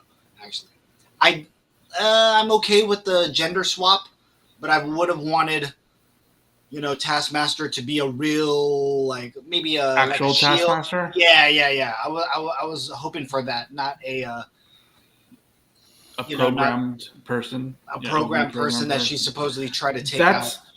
That's my biggest issue with the Taskmaster. I don't care about gender swap. I don't really give a shit about that. I just didn't like the fact that the way this person is supposed to be a person who copies things. I feel like I feel like they kind of shied away from that because they knew they were gonna introduce Echo, who literally has the same power, right? Like Echo, that's why she's called Echo, right? She watches what you're doing and she can mimic it perfectly. Taskmaster, exactly the same power set. I feel like that's probably why they changed the movie Taskmaster to what she is, like this robot cyborg person or whatever the fuck it is. Whereas Echo in the Hawkeye show, they don't really overtly come out and say that she copies people, but you do see her just watching people, right? You do see her watching people and doing stuff, which is exactly what her powers are. Like in the books, you see her; she learns how to become like a world class like pianist type person. You know, she can play the piano like amazingly. Like they didn't show that in the show, but that's what she is in the books. Yeah, I'm hoping Echo's it's probably gonna be a backdoor pilot. It's a backdoor Daredevil. They already know. Oh, her show? Yeah, that's true. Because they already announced her show, right? Yeah, she's getting a show. So, guys, this is episode 127 of the Hub 408. Got about 30 minutes left. I was gonna say, I hope you guys are having a good Friday night. Thank you guys for joining us. You're in the house with Jay Jericho, Ninja Iceberg, Josh Smith Prime, and me, Ron Sara. So I was gonna say, anything else that you guys want to touch on these last 30 minutes, whether it's from the movies or some pop culture stuff going on? I know there's a lot of, nerd. It's a good time to be a nerd right now. I didn't get to watch the 3 episodes of The Peacemaker yet. I haven't started. I haven't started yet. Yeah. I believe all 3 episodes had 3 episodes are out. Yeah, I haven't. I think I've seen parts of Cobra Kai because girlie was watching it. I was just like, when I was doing something, I'll just look. But I've yet to see, sit down and watch Cobra Kai. I think me and Jason are the only ones that finished Cobra Kai 100. I knew what happened. I knew what happened at the end. Like, I knew who shows up at the end and shit. Like, gotcha. What are they doing, dog? Just fucking. I really, again, I'm digging the show a lot. I was gonna say maybe Jay, maybe me and you, we should do a Cobra Kai, like, you know what I mean? Because I know there's a lot of Cobra Kai fans. Also, fuck Daniel's son. Wait, hold on. So you're more.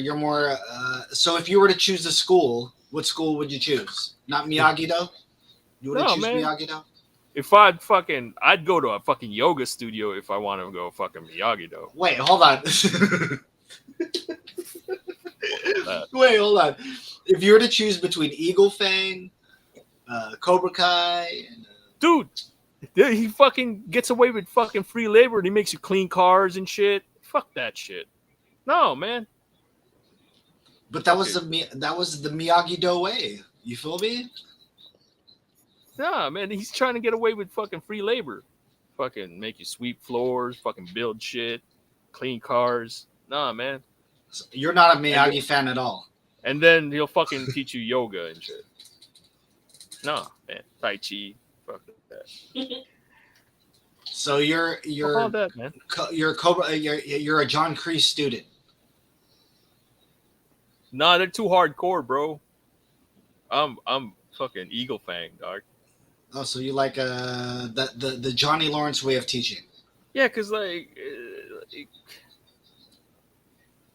Cobra Kai, like, oh, you gotta wear. They're strict. You gotta wear your gi, fucking one color gi and shit. I'm like, nah, man. Sometimes I want to rock a blue gi. You know what I mean? Sometimes I want to fucking rock a fucking gray gi. You know what I mean? Joff, they did switch over to the more modern.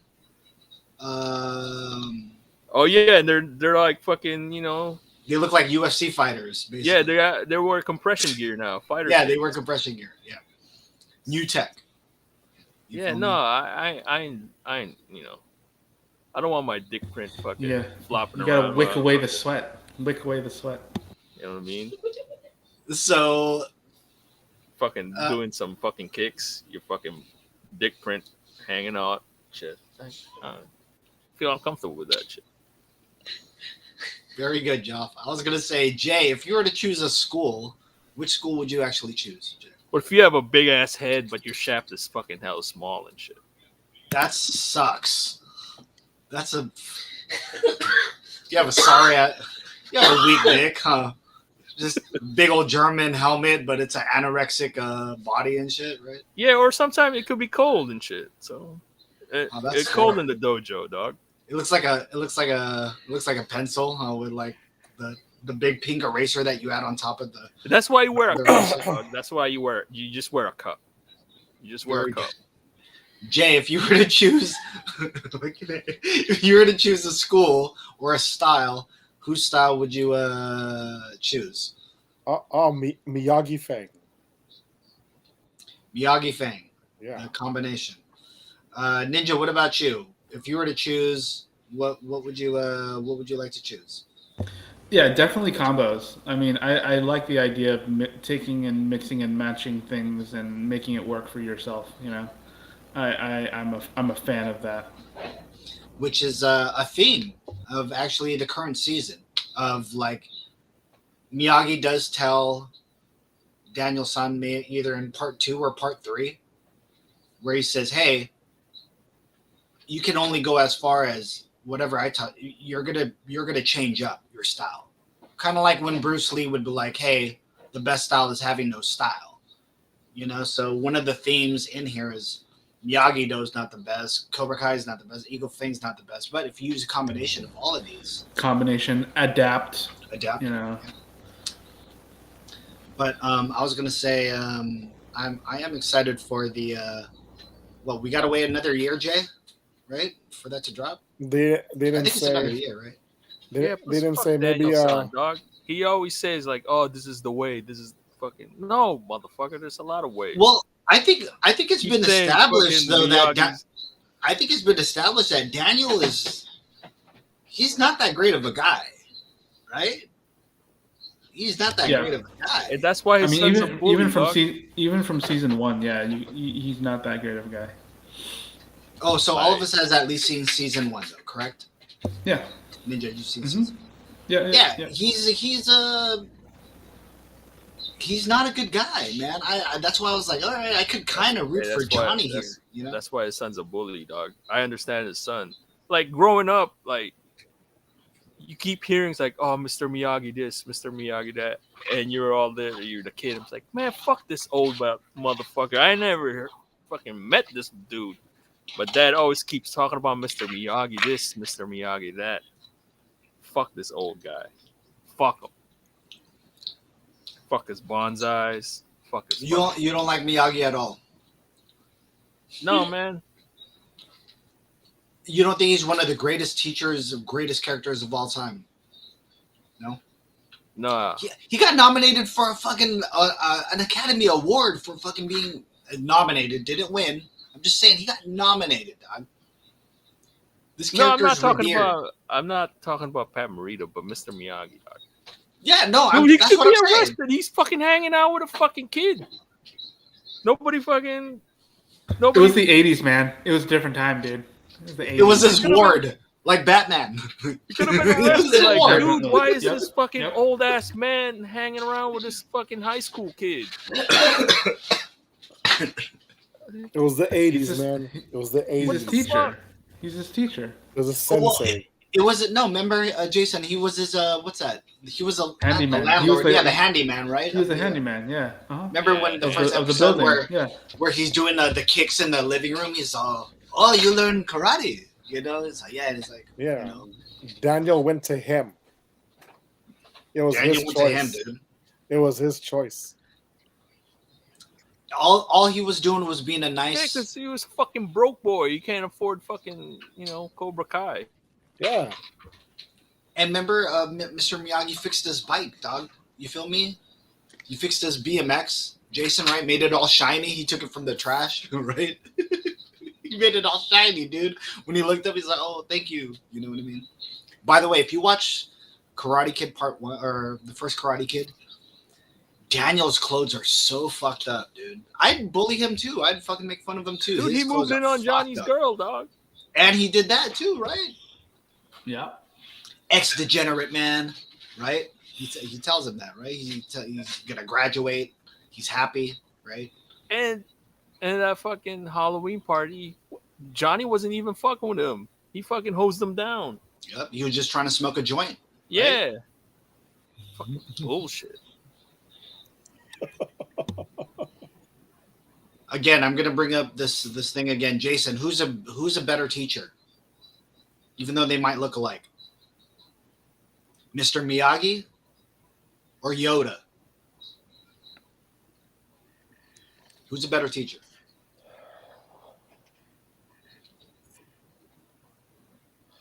I probably would say Miyagi, because he didn't let younglings die. All right. That's a good one. Ninja. Who's a better teacher? Mr. Miyagi or Yoda?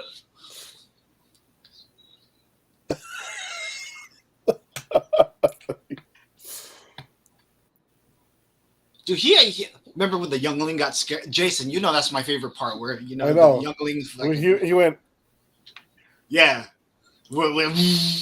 Right? It's my favorite part. Ninja, who's a better teacher? I mean, he didn't really teach Anakin, right? He didn't really teach Anakin. What do you It wasn't his mean? responsibility. Qui-Gon was his fucking teacher. Fucking Qui-Gon. And No, but he's a mentor. Hold on, guys. You're not going to get away from... No, he pawned him off fucking Obi-Wan before he was ready to teach. Qui-Gon was a horrible teacher. He learned more from Yoda than he learned from Qui-Gon, yo. No, Qui-Gon was a fucking good teacher because he fucking teach him a question. And then, but Obi-Wan was his teacher, right? Like, I mean, Qui-Gon for a little bit, then he dies, and then Obi-Wan takes over. And Yoda wasn't really. Yoda's more like Yoda's more like the principal of the school. Like, you can't really. He mentored everybody, though. He mentored everybody. Yeah, let's just say this. Exactly. How much time did he spend with him? Yeah. You can't really say that he had that much. He had some impact, but not enough of an impact compared to Obi-Wan, who was with him every single day. And they considered each other brothers, right? All right, Jay, go ahead. Go ahead with your take. Hold on. But Yoda's Padawan turned to the dark side.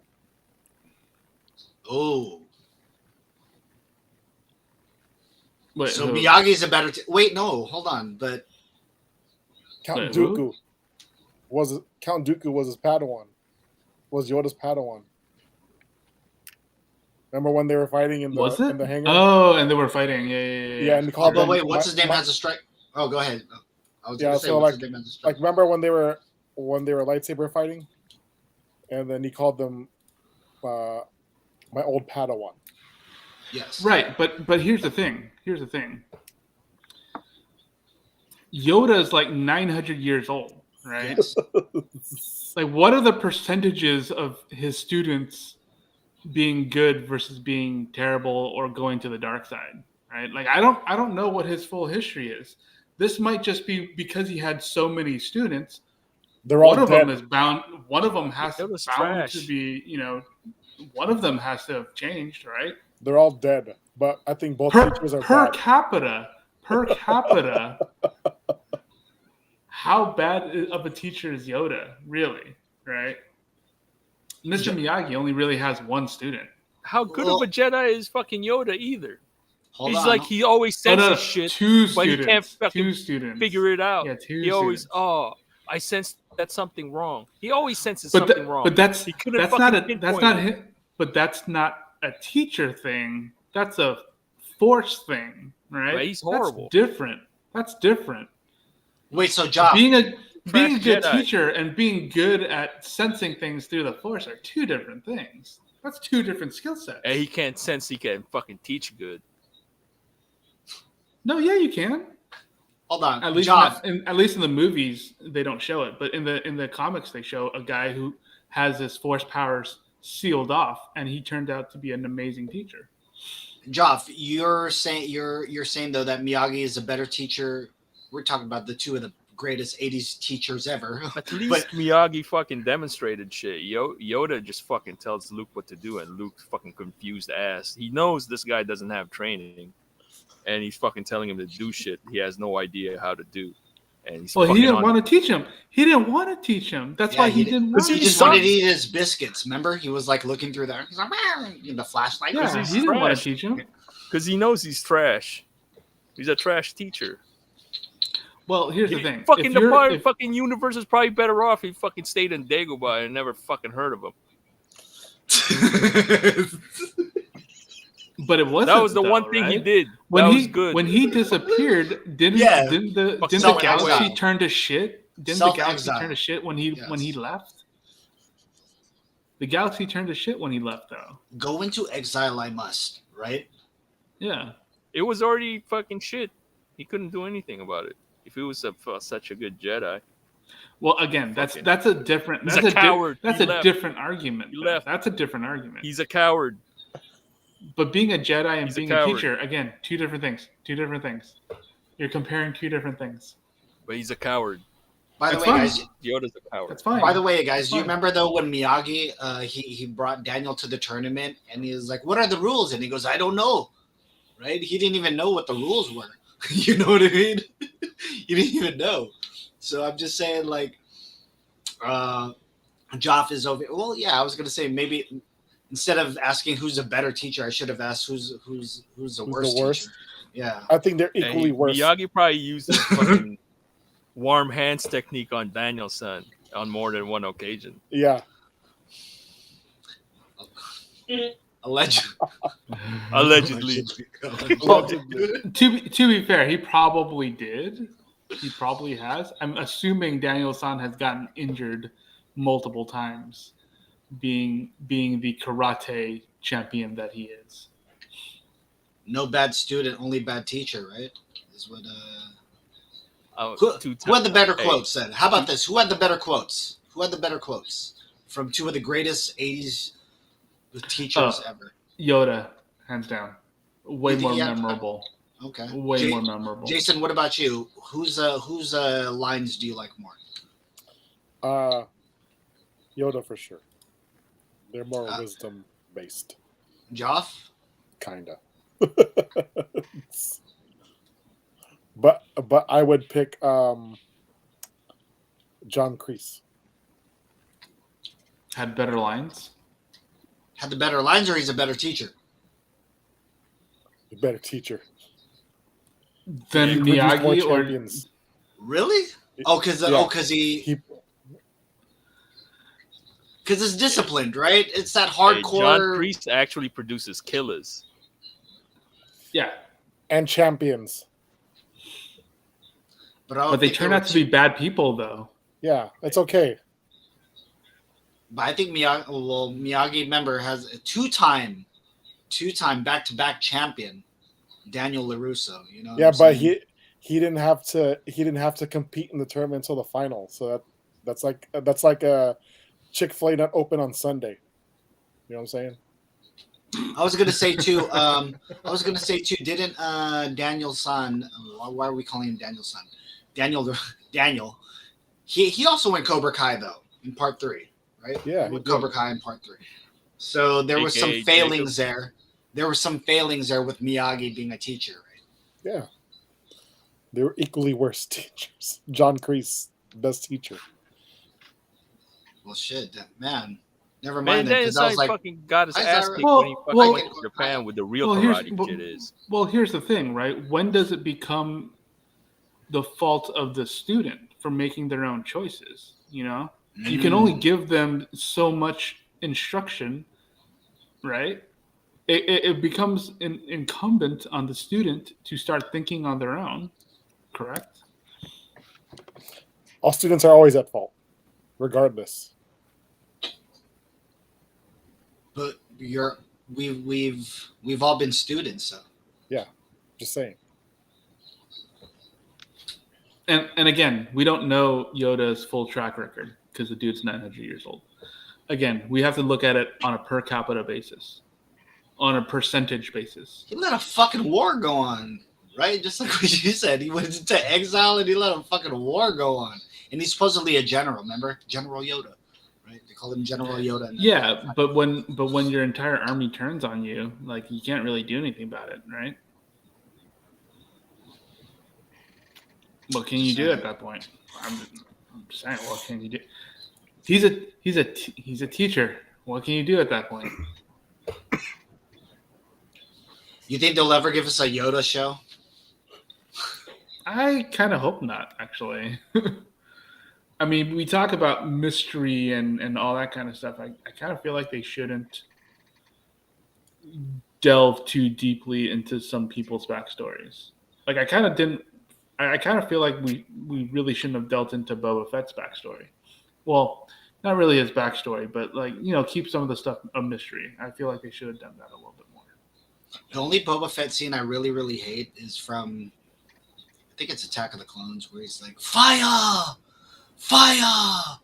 Right? Where he's like, Jason, you know what I'm talking about, right? Where he's with Jango Fett chasing Obi-Wan through an asteroid storm, right? And he's like, fire! You know what they should have done actually for his show, for Book of Boba Fett? I feel like what they should have done is tell the story from a different point of view. Like from someone else's perspective on how they see him. Boba Fett. You know what I'm saying? Yeah. Like kind of keep that mystery, kind of keep who he is, like kind of like the comic book Marvels, where it's the story is told from a photographer's point of view of just the good and the bad, just from someone who's not biased, right? Just a normal person, like a Mos Espa person, living there, and all of a sudden this guy shows up and he's kind of like doing stuff, and I feel like that would have been an interesting way of telling the story of who he is from other people's point of view. Jay, are you caught up, by the way, with Boba Fett? I didn't watch this week's episode yet. Okay, gotcha. But you're 2 episodes in. Yes. You're 2 episodes in. I was, because we did, our first hour was actually about Boba Fett. And Ninja's still sticking to his assessment of the show. He's like, if they don't turn it around by episode 4, he's I don't think Ninja's going to care anymore. I'm actually I'm digging the show actually a lot. It's polarizing though. A lot of people aren't really digging the show and all that stuff. I went through my takes of why. I was saying like, hey, it's not as pretty or cute as the Mandalorian, And this was my whole take though too, or the take that I said earlier in the thing was like, yeah, I love the fact that he has, I'll choose a baby Rancor over fucking baby Grogu any day, all day. You know what I mean? And also, again, the show is just it's not hitting the numbers as what Mandalorian was hitting. So I was gonna say, Jay, hopefully you get to catch up and we can talk about it hopefully by the 4th or 5th episode, whenever that drops. So guys, this is a Hub 408. We got about 12. Hey, about 12 minutes left. How did Max Rebo's band survive? They were in a fucking barge, right? When it exploded. Were they in that though? Were they? Yeah. They were in Jabba's barge when it exploded. Yeah, I think so. I'm gonna say twins. Hey, how come there's no hip hop in fucking Star Wars universe, dog? Because everyone loves jizz music. It's all about jizz music. Waldo, you're the first person also ever talked about the music of Star Wars on the Hub 408, and it is jizz music, correct? Not jazz, jizz. Yeah. Mm-hmm. Crazy. Waldo, I don't even know how you how did you figure out that it was jizz music, actually? I don't remember how I learned about it, but I learned about it somewhere.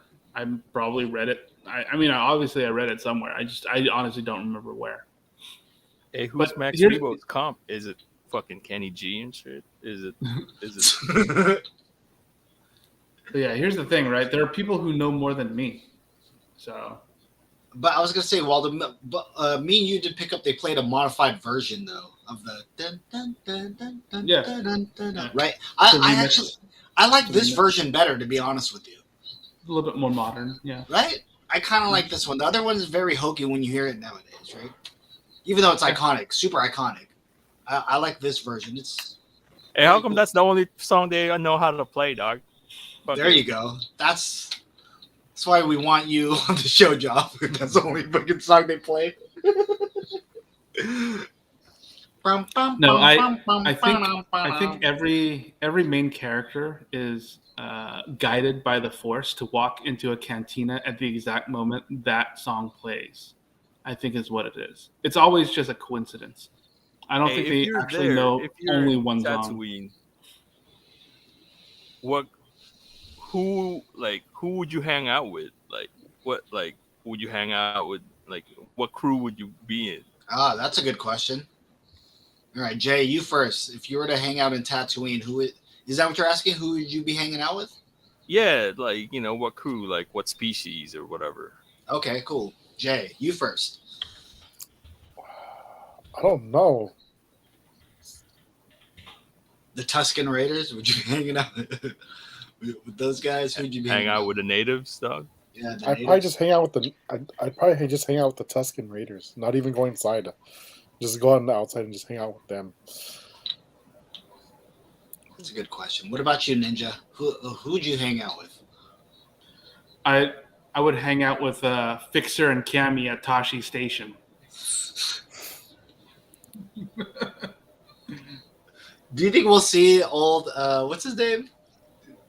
God, you just said his name right now. The Indian kid, whatever his fucking name. Well, I don't know. He's not Indian. He's probably a different race. So I don't know what he is. Or I'd hang out with Stephen Root at Mos Espa. Shill some water. That's a great question, Joff. I would actually hang out with like the Watto types. The junk guys. You know what I mean? I'd hang out with that. Kind of mess around their shop and stuff. What about you, Joff? Who would you like to hang out with? Dude, I'll be the fucking king of the Jawas, dog. I'll be the fucking tallest guy. I'll be hanging out with those dudes. You're in a Jawa costume? We'll be fucking stealing shit. We're the assholes. We'll be fucking stripping people. Wait, Take this motherfucker's fucking armor, dog. You'd be a regular sized man, This like guy's how passed you are out. right now. Fucking strip his ass. Okay. Truthfully, you know who I'd hang out with? I'd hang out with Peli Motto. She's the mechanic. She's the mechanic that Mandalorian hangs out with. They fucking stole fucking the coins from Boba Fett's helmet. It's like, oh shit, fucking come up. You'd be too noticeable, dude. You'd be way taller than them. I know, that's why I'm fucking king of the Jawas, dude. I'm the biggest Jawa, dog. So yeah, that's what I was gonna say. You're a regular sized man, but you're in the Jawa costume with the light up eyes and everything. Yeah, I have to if I'm gonna fucking... And you'd have to eat That's the requirement to fucking be in the crew. It's like, oh yeah, I gotta wear this. All right. You'd have to eat like that raw egg that they did in the first episode of Mandalorian. Oh shit, that egg party? Yeah. Eat that big ass raw egg thing. Or Ninja, you know what? I'd actually I'd want to learn how to play is it Sabak? Yeah. So I'd probably be around the Lando Calrissian types trying to learn that game. You know what I mean? You'd hang out with what's her name? Garza Fwip at the casino. The Twi'lek lady, Jennifer Beals. You'd hang out with Jennifer Beals. That place was a little too fancy, though, right? That place had a lot of pizzazz and stuff like that. I'd want to go to the shady. Man, that would suck. Fucking Twi'leks probably won't fuck with me because I'm fucking wearing a Jawa shit. But I can take it off, right? I'm not an actual Jawa. Not an actual Jawa, yeah. You'd have to go through some kind of weird ritual, kind of like what Boba Fett went through with the Tusken Raiders. You'd have to probably do something. Yeah, I'm probably just similar. wearing the robe, but as my face. I don't have to be like to have those fucking beady eyes. I'll wear the robe and all that shit. You did say you wanted to bang a Twi'lek, though, right? Yeah. Joff, I mean, I'm probably walking around like You said that in the past, though, right, Joff? Yeah. That you'd bang one. Yes, I would. What color Twi'lek would you bang? It doesn't matter. Hi, Casey. How are you? I do What not up, lad? discriminate. I do not discriminate what color they are. It's just No, you don't prefer a yellow one over a blue or a blue over a yellow. You know, preference. You know. no. It's all about personality.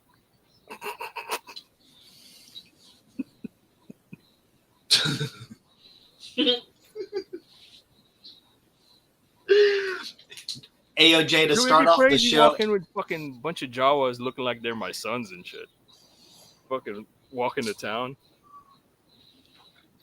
Jay, to start off the show, we were talking about wingmen, whether in a club or strip club, or you know, if you ever gone. And Joff said, "Yeah, I never wanted to go to the club, so I would just go to strip clubs because you know you just cut the middleman out. You just want to see girls dancing, you know what I mean? So you would just go, go there. So shout out to all my guys out here: Joff, Ninja Iceberg, Jay Jericho.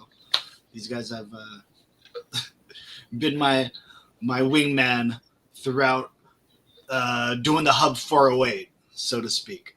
You know what I mean? So what's up, J-Boy? How are you, bro? Casey saying, sent J-Boy to the strip club twice. Hey, there you go. And we were just talking about that too. How about Joff had said something about it's fun going to the strip club with friends that are girls, not people that you're trying to bang. Yeah. You know. That means Friends you guys that are safe. Like Yes. you're not creeps. There you go. Not creepy. And then you get all the fucking the behind the scenes of the strip club because they talk to you. You know. And if you're lucky, they'll ask your friends to go on stage anyway, right? No, not really. And plus, like sometimes, like You've seen it happen. They're like pulling them up. And we're like, yeah, go, girl. Just go, girl. It's or so they were good. talking, or We're homies, like, dude. We are so friends. Just take off your freaking shirt and or get like, all this money. You're just hanging out at a table. Like a girl comes back out from a boob job and shit, and she's showing it Yes. off, and your friends are like, "Oh yeah, touch this." And it's like, it's pretty fucking real, and we're just like, "Fuck, what is going on here?"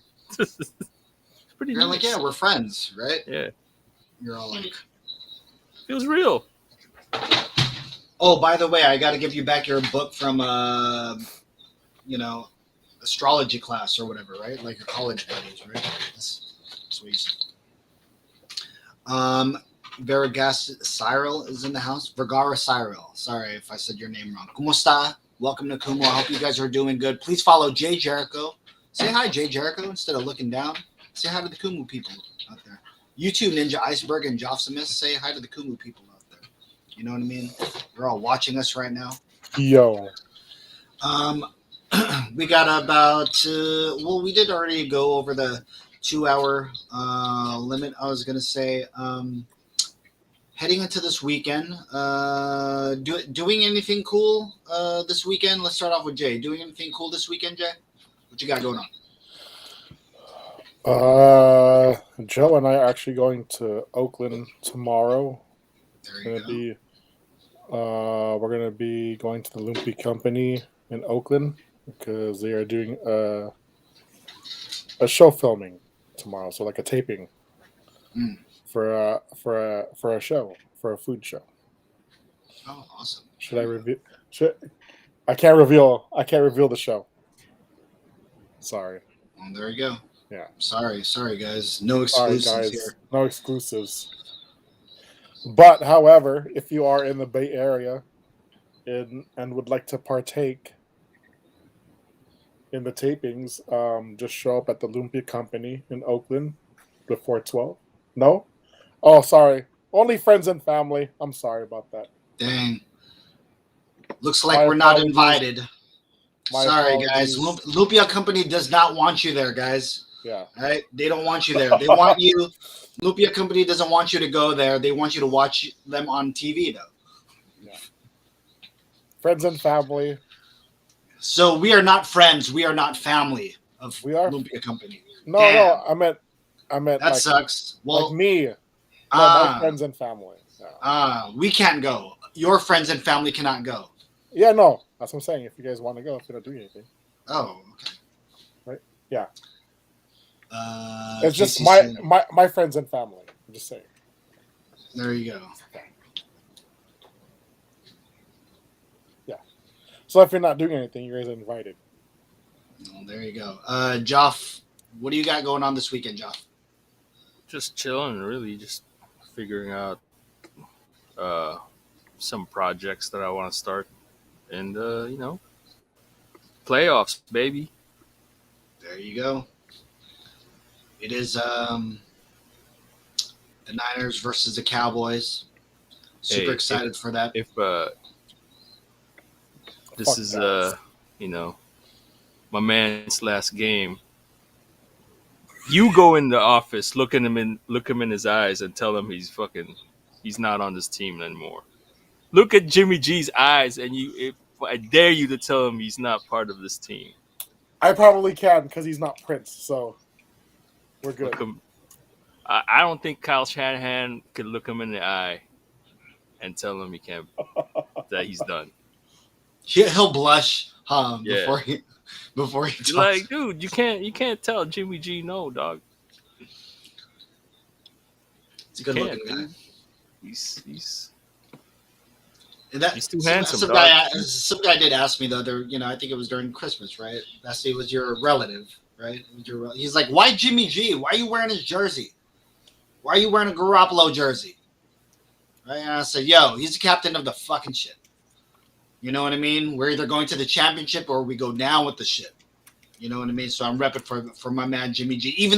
And I told him, even though he exposed himself in the Super Bowl, which he did, fucking expose himself. I'm just saying, you go down with the captain. That's all it is. You go down with the captain, Doc. Ninja, what about you? What do you got going on this weekend? Nothing. Just hanging out, chilling. It's a long weekend since Yes. Monday is MLK. Shout out to MLK. So yeah, just chilling. Nothing planned. oh shit, Trying that's to- right. I'm okay. Yeah, trying my to stay kid doesn't safe. have school. Trying to stay safe since Omicron is, out and about.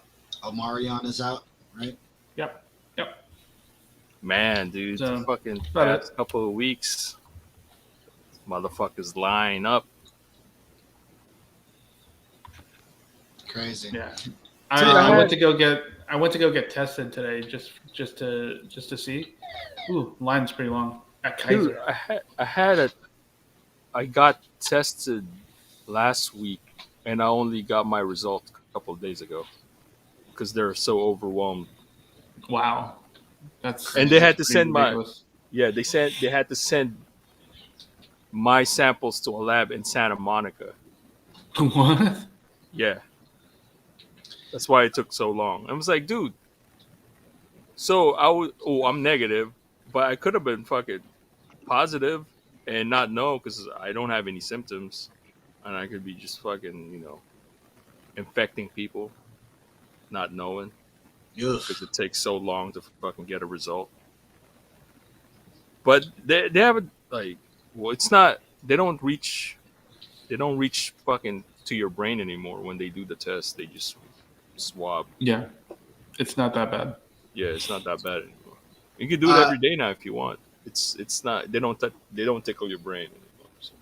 But There you go. now they're doing it again because there's shortage of tests or they're overwhelmed. The system's overwhelmed. So if you're Casey not is saying good night, guys. Have a great weekend. Go Niners. All right, Casey. Have a good one. Shout out to you. Shout out to J-Boy, too. By the way, Casey did say, though, I don't think she's a Jimmy G fan. She said that I'll do it. I've been waiting to do that for weeks now. I'll burn his damn jersey in front of him as I look him dead in the eye and say it. You know what I mean? Yeah. She is so ready for Yeah, Trey because- Lance. Because Trey Yeah. Lance is such a better option. Ooh, Nah, you can't do that in front of Jimmy G. yeah. I Ooh, way I'm saying better it option. right now because Yeah. Jimmy G's Trey not in front of Lance. you. But look in his eyes. Look at his beautiful, handsome face. Trey Lance is not ready. Trey Lance is just not ready. I'm saying it. I'm gonna be that guy. I'm saying it. He's not ready. I think we've been saying that, though, right? We've been saying that actually for like a minute. Like, yo. Oh, I don't know if people have been saying that, but if people are like, I'm ready to get rid of Jimmy G, it's like, for who? Who are you gonna pick up? You're gonna put Trey Lance as a starter? You're stuck Get with him outta until here. he's ready. Get They're out gonna of have- here. they're gonna have to. stuck I with him until mean, he's ready. you just can't sit him on the bench forever. And that's the only way you're gonna learn is to have him start playing. So you just can't have him You're sit. stuck with him till Yeah. he's ready, dog.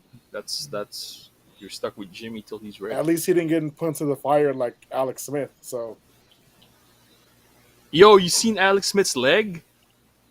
yeah, I recorded 30 for 30 or the No, like how it looks now.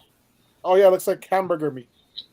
Yeah, like And he's doing TED Talks, and like at the end of his TED Talk, he showed his fucking leg, dude. It's like, damn, what the fuck? It's fucking it looks like ground beef and brisket. Not very cool. Ooh. It's like those the spit for gyros and shit. You slice up fucking meat. That's how it looks like. Anybody? Oh, Yeah, by the way, even though, well, I'm only speaking for myself. Even though we love the NFL, we love football and all that stuff. No, but fuck the NFL. You know what I mean? Fuck the NFL. You know what I mean? That's all. You know what I mean? Kaepernick's still out. You know what I mean? A lot of injustices going on too. They let a lot of people fucking slide by doing a whole bunch of bullshit, and yet all that stuff. So, I was gonna say this week. Hold on, guys. Let me talk. Nobody asked about my weekend. All right. Well, I got to go clean up a fucking. My house burned down. So I got to go fucking get out of there. You know what I mean? Damn. So that's what I got going out. So, And finally, yes. And I had a kid. If you guys, hey, well, hold on. I could do a whole hour or a whole 2 hours on my kid. But if you guys didn't see it earlier this week, my son, Damian Wolf, made his first debut on Kumu. You know what I mean? See, we give you content, right, Bessie? No one ever had in the NICU. What does the NICU stand for, by the way? Neonatal ICU, neonatal intensive care unit. There you go. Damn, Ninja, how'd you fucking I concur over here? Fucking Dr. and Iceberg. What the fuck? You knew what that meant. You know what I'm saying? So my son is still in the hospital. You know what I mean? We've been wanting to get, hey, what up, Cheese? What's good, Cheese? My son's still in the hospital. You know what I mean? So I'm waiting for him to get out, but it just sucks because I gotta be driving back and forth from Sac to San Ho, and all that stuff, and we're already wiped out because of having a kid. Shout out to him. He is a week old. Yes, officially today. A week old officially today. You know what I mean? So Cheese is saying congrats on the newborn. Shout out to you, Cheese. I appreciate you. You know what I mean? I'm glad that we're still on this app, bro. After all these years, Cheese. You know what I mean? We still here, man. And I got a baby because of this app. So y'all don't love Kumu the way I do. And if you did, you'd have a baby. You feel me? If you really love this app, go have a baby. Well, Right? I guess I don't really love this app then. No, that's what I'm saying. It's okay. I'm just saying. I'm just gonna say that right now. Hi, Andang. Oh, man, look. Speaking of cheese, Andang's here. Hi, Andang. ¿Cómo está? Andang, I was just telling them, if you really love Kumu, go and meet somebody and have a baby, like what I did. Hey, I don't. I haven't been streaming. Hold on, Job. I know. And you're Elite X, Job. All of us here are Elite X members too. So you motherfuckers are gonna be streaming, right? Because I don't need people on my back. You know what I'm saying? So I'm just saying. Cheese is saying, yeah, man, still growing here on Kumu. Yes, man. It's, I just celebrated my 4 years, but it feels like we're just getting started. You know what I mean? So we're all here. Am I hearing music in my ear? Where's that coming from? Where's that coming Yeah, I hear music. I don't know where that's. It's not me. from? Okay, Not well, me. Yeah, I heard it too. we're so happy to be on this app. We're so happy to be on OBS. Not only are we on Kumu, but we're on all major platforms tonight. We're not going to say those platforms' names, but if you catch us on movies, we're streaming everywhere. You know what I mean? So go ahead and Make sure you add all the proper channels. Make sure you guys are adding Ninja Iceberg, Jay Jericho, Joff Smith Prime. I know that we've been maybe watching and doing all types of other stuff this past year. We haven't done a reco in a while. And I know Joff usually says, oh, well, I'm not watching TV. I ain't got nothing. Joff, do you got a reco, though, to start off the year? Yeah, I actually do. All right, Joff, what is it's your a, recommendation for this year, for this episode of the Hub 408? it's a podcast. It's American History Tellers.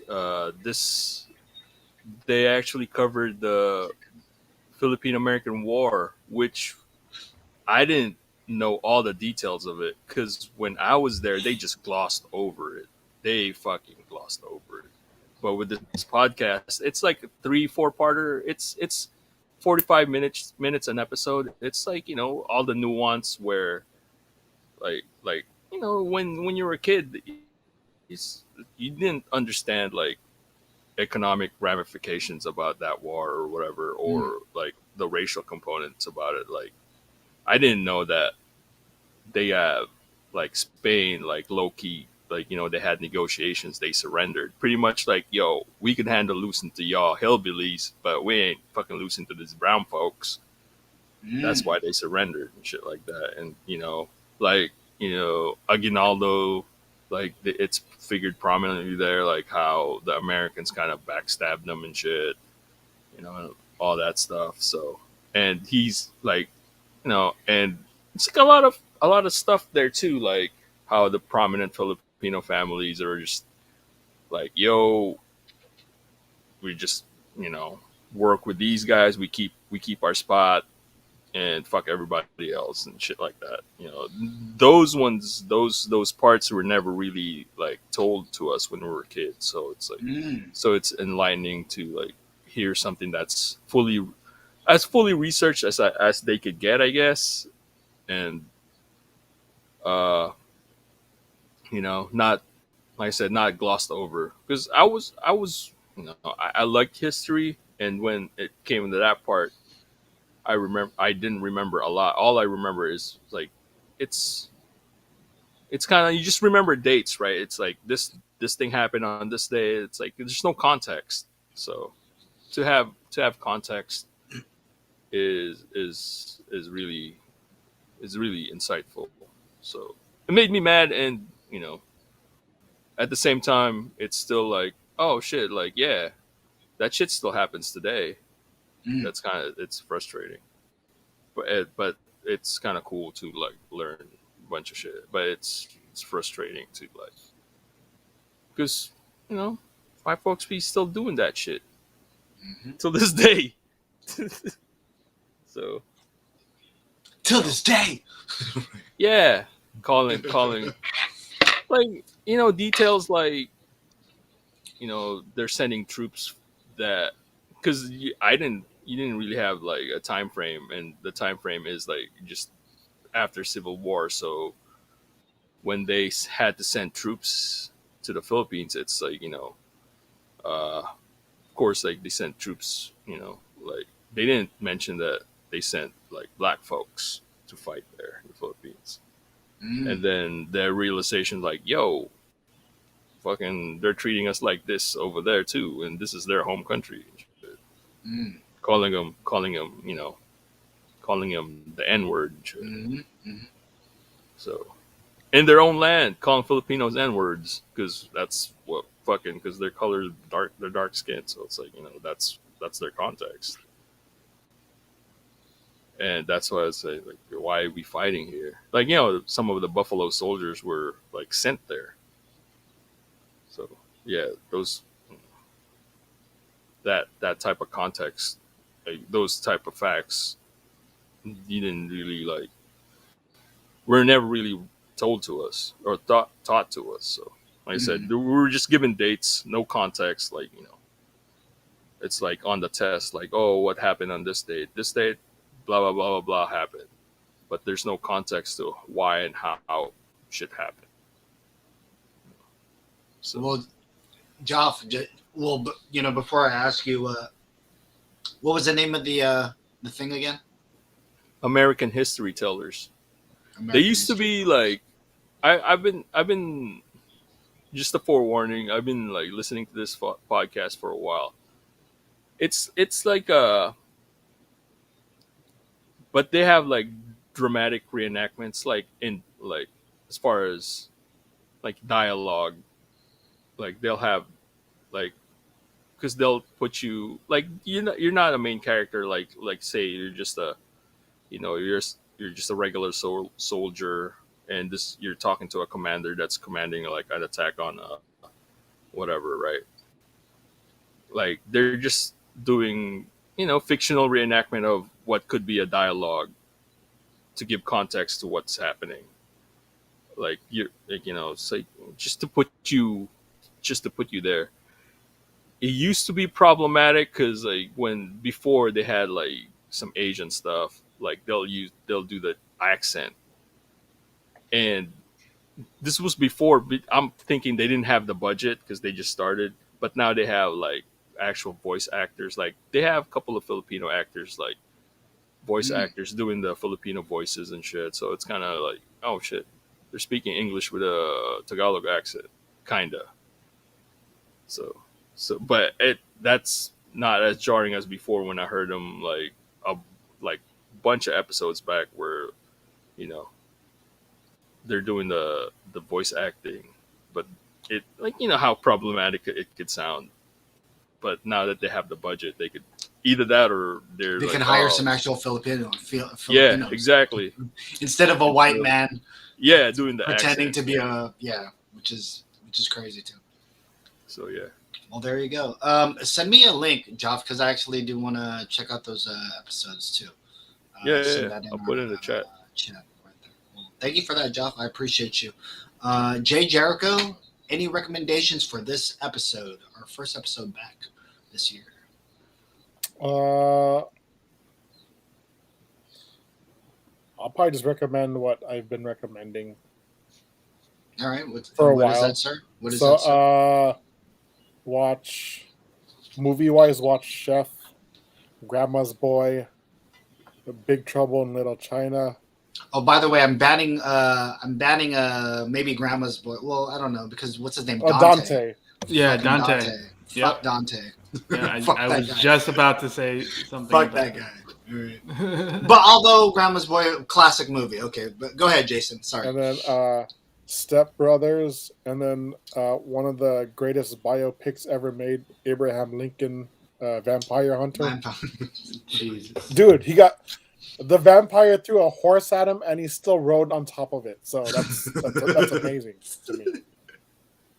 Very good. Oh my god. That's all I got.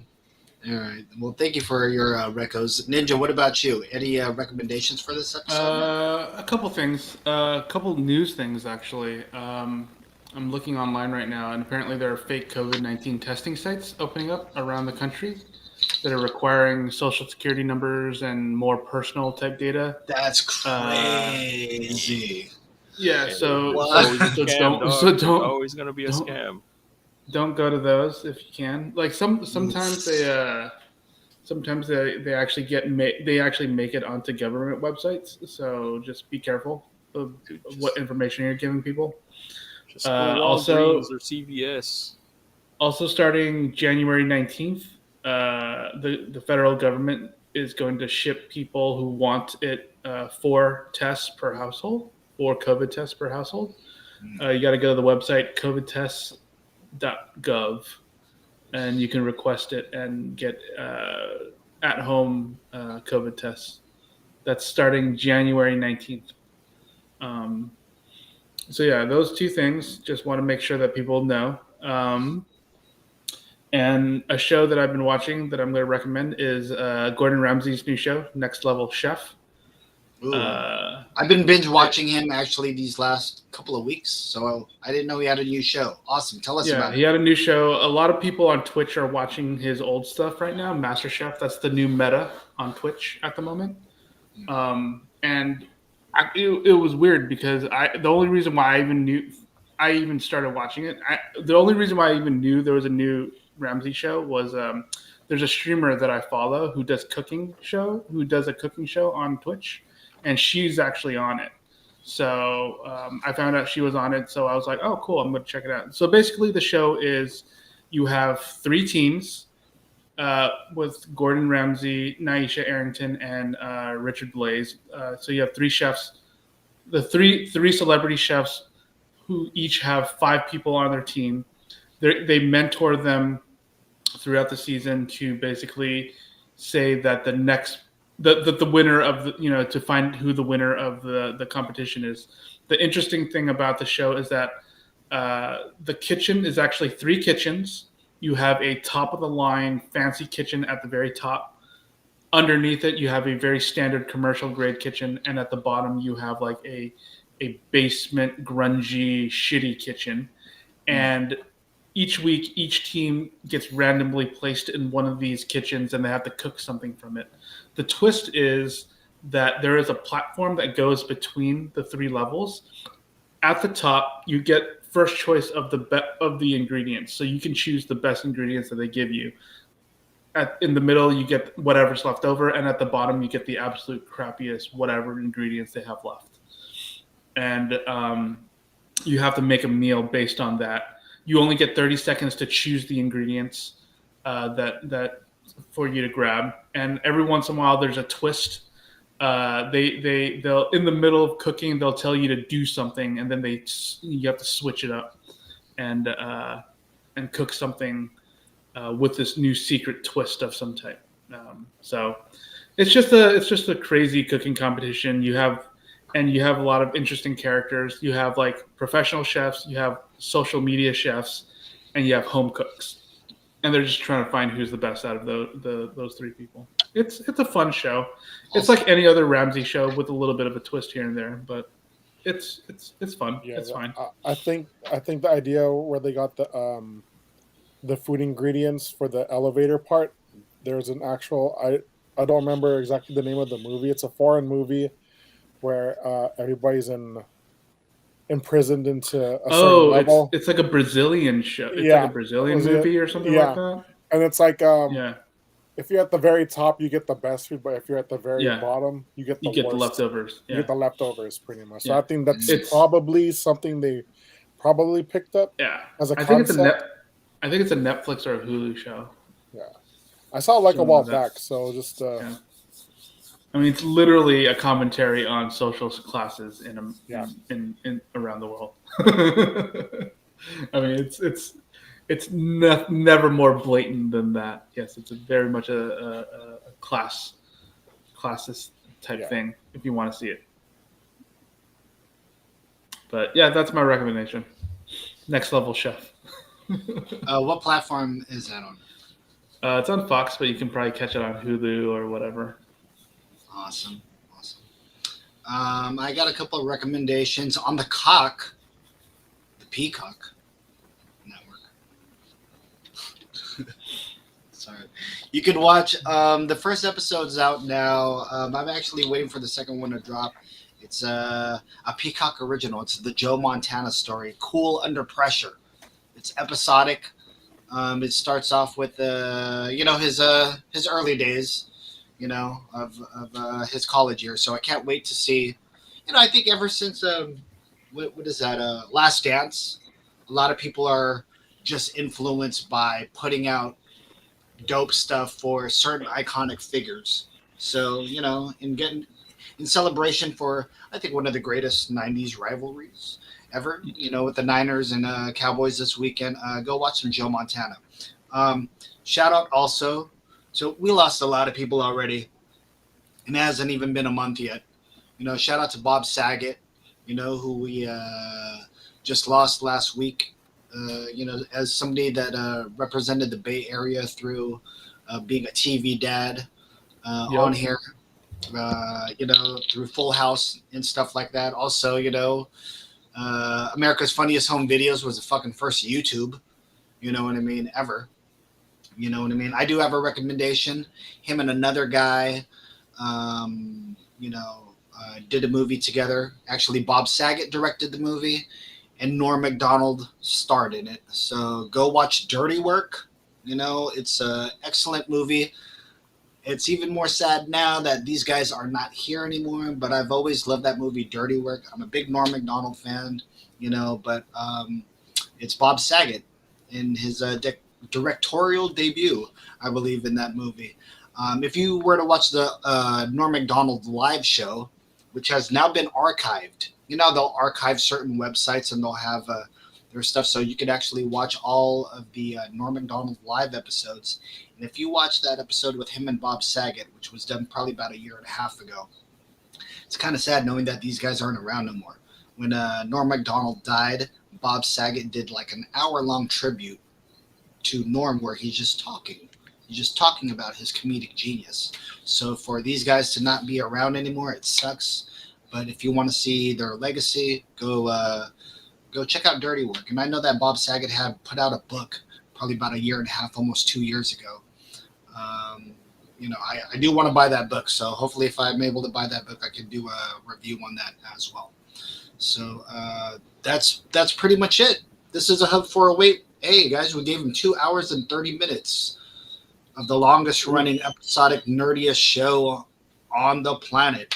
I'm also celebrating my 4 years here on Kumu. I've passed 4 years going into my 5th. I'm so happy to be doing this still. You know what I mean? I'm so happy that I got my friends here to, add on to, this very cool thing that we have on this app. So that's pretty much it. Any last words, guys? No? All right. Stay safe. Mask up. No. We say it all the time. We'll be going to Tully Road soon, Dame. Hold on. What are you talking about? Wait, what'd you Uncle say? Duffy's gonna take you to Tully Road with a tour. Did you hear that? Did you hear that?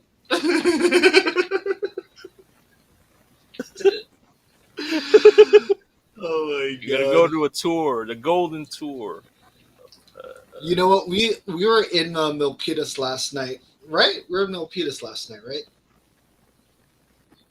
Yeah, we literally were in Milpitas last night, but we were at Zanker.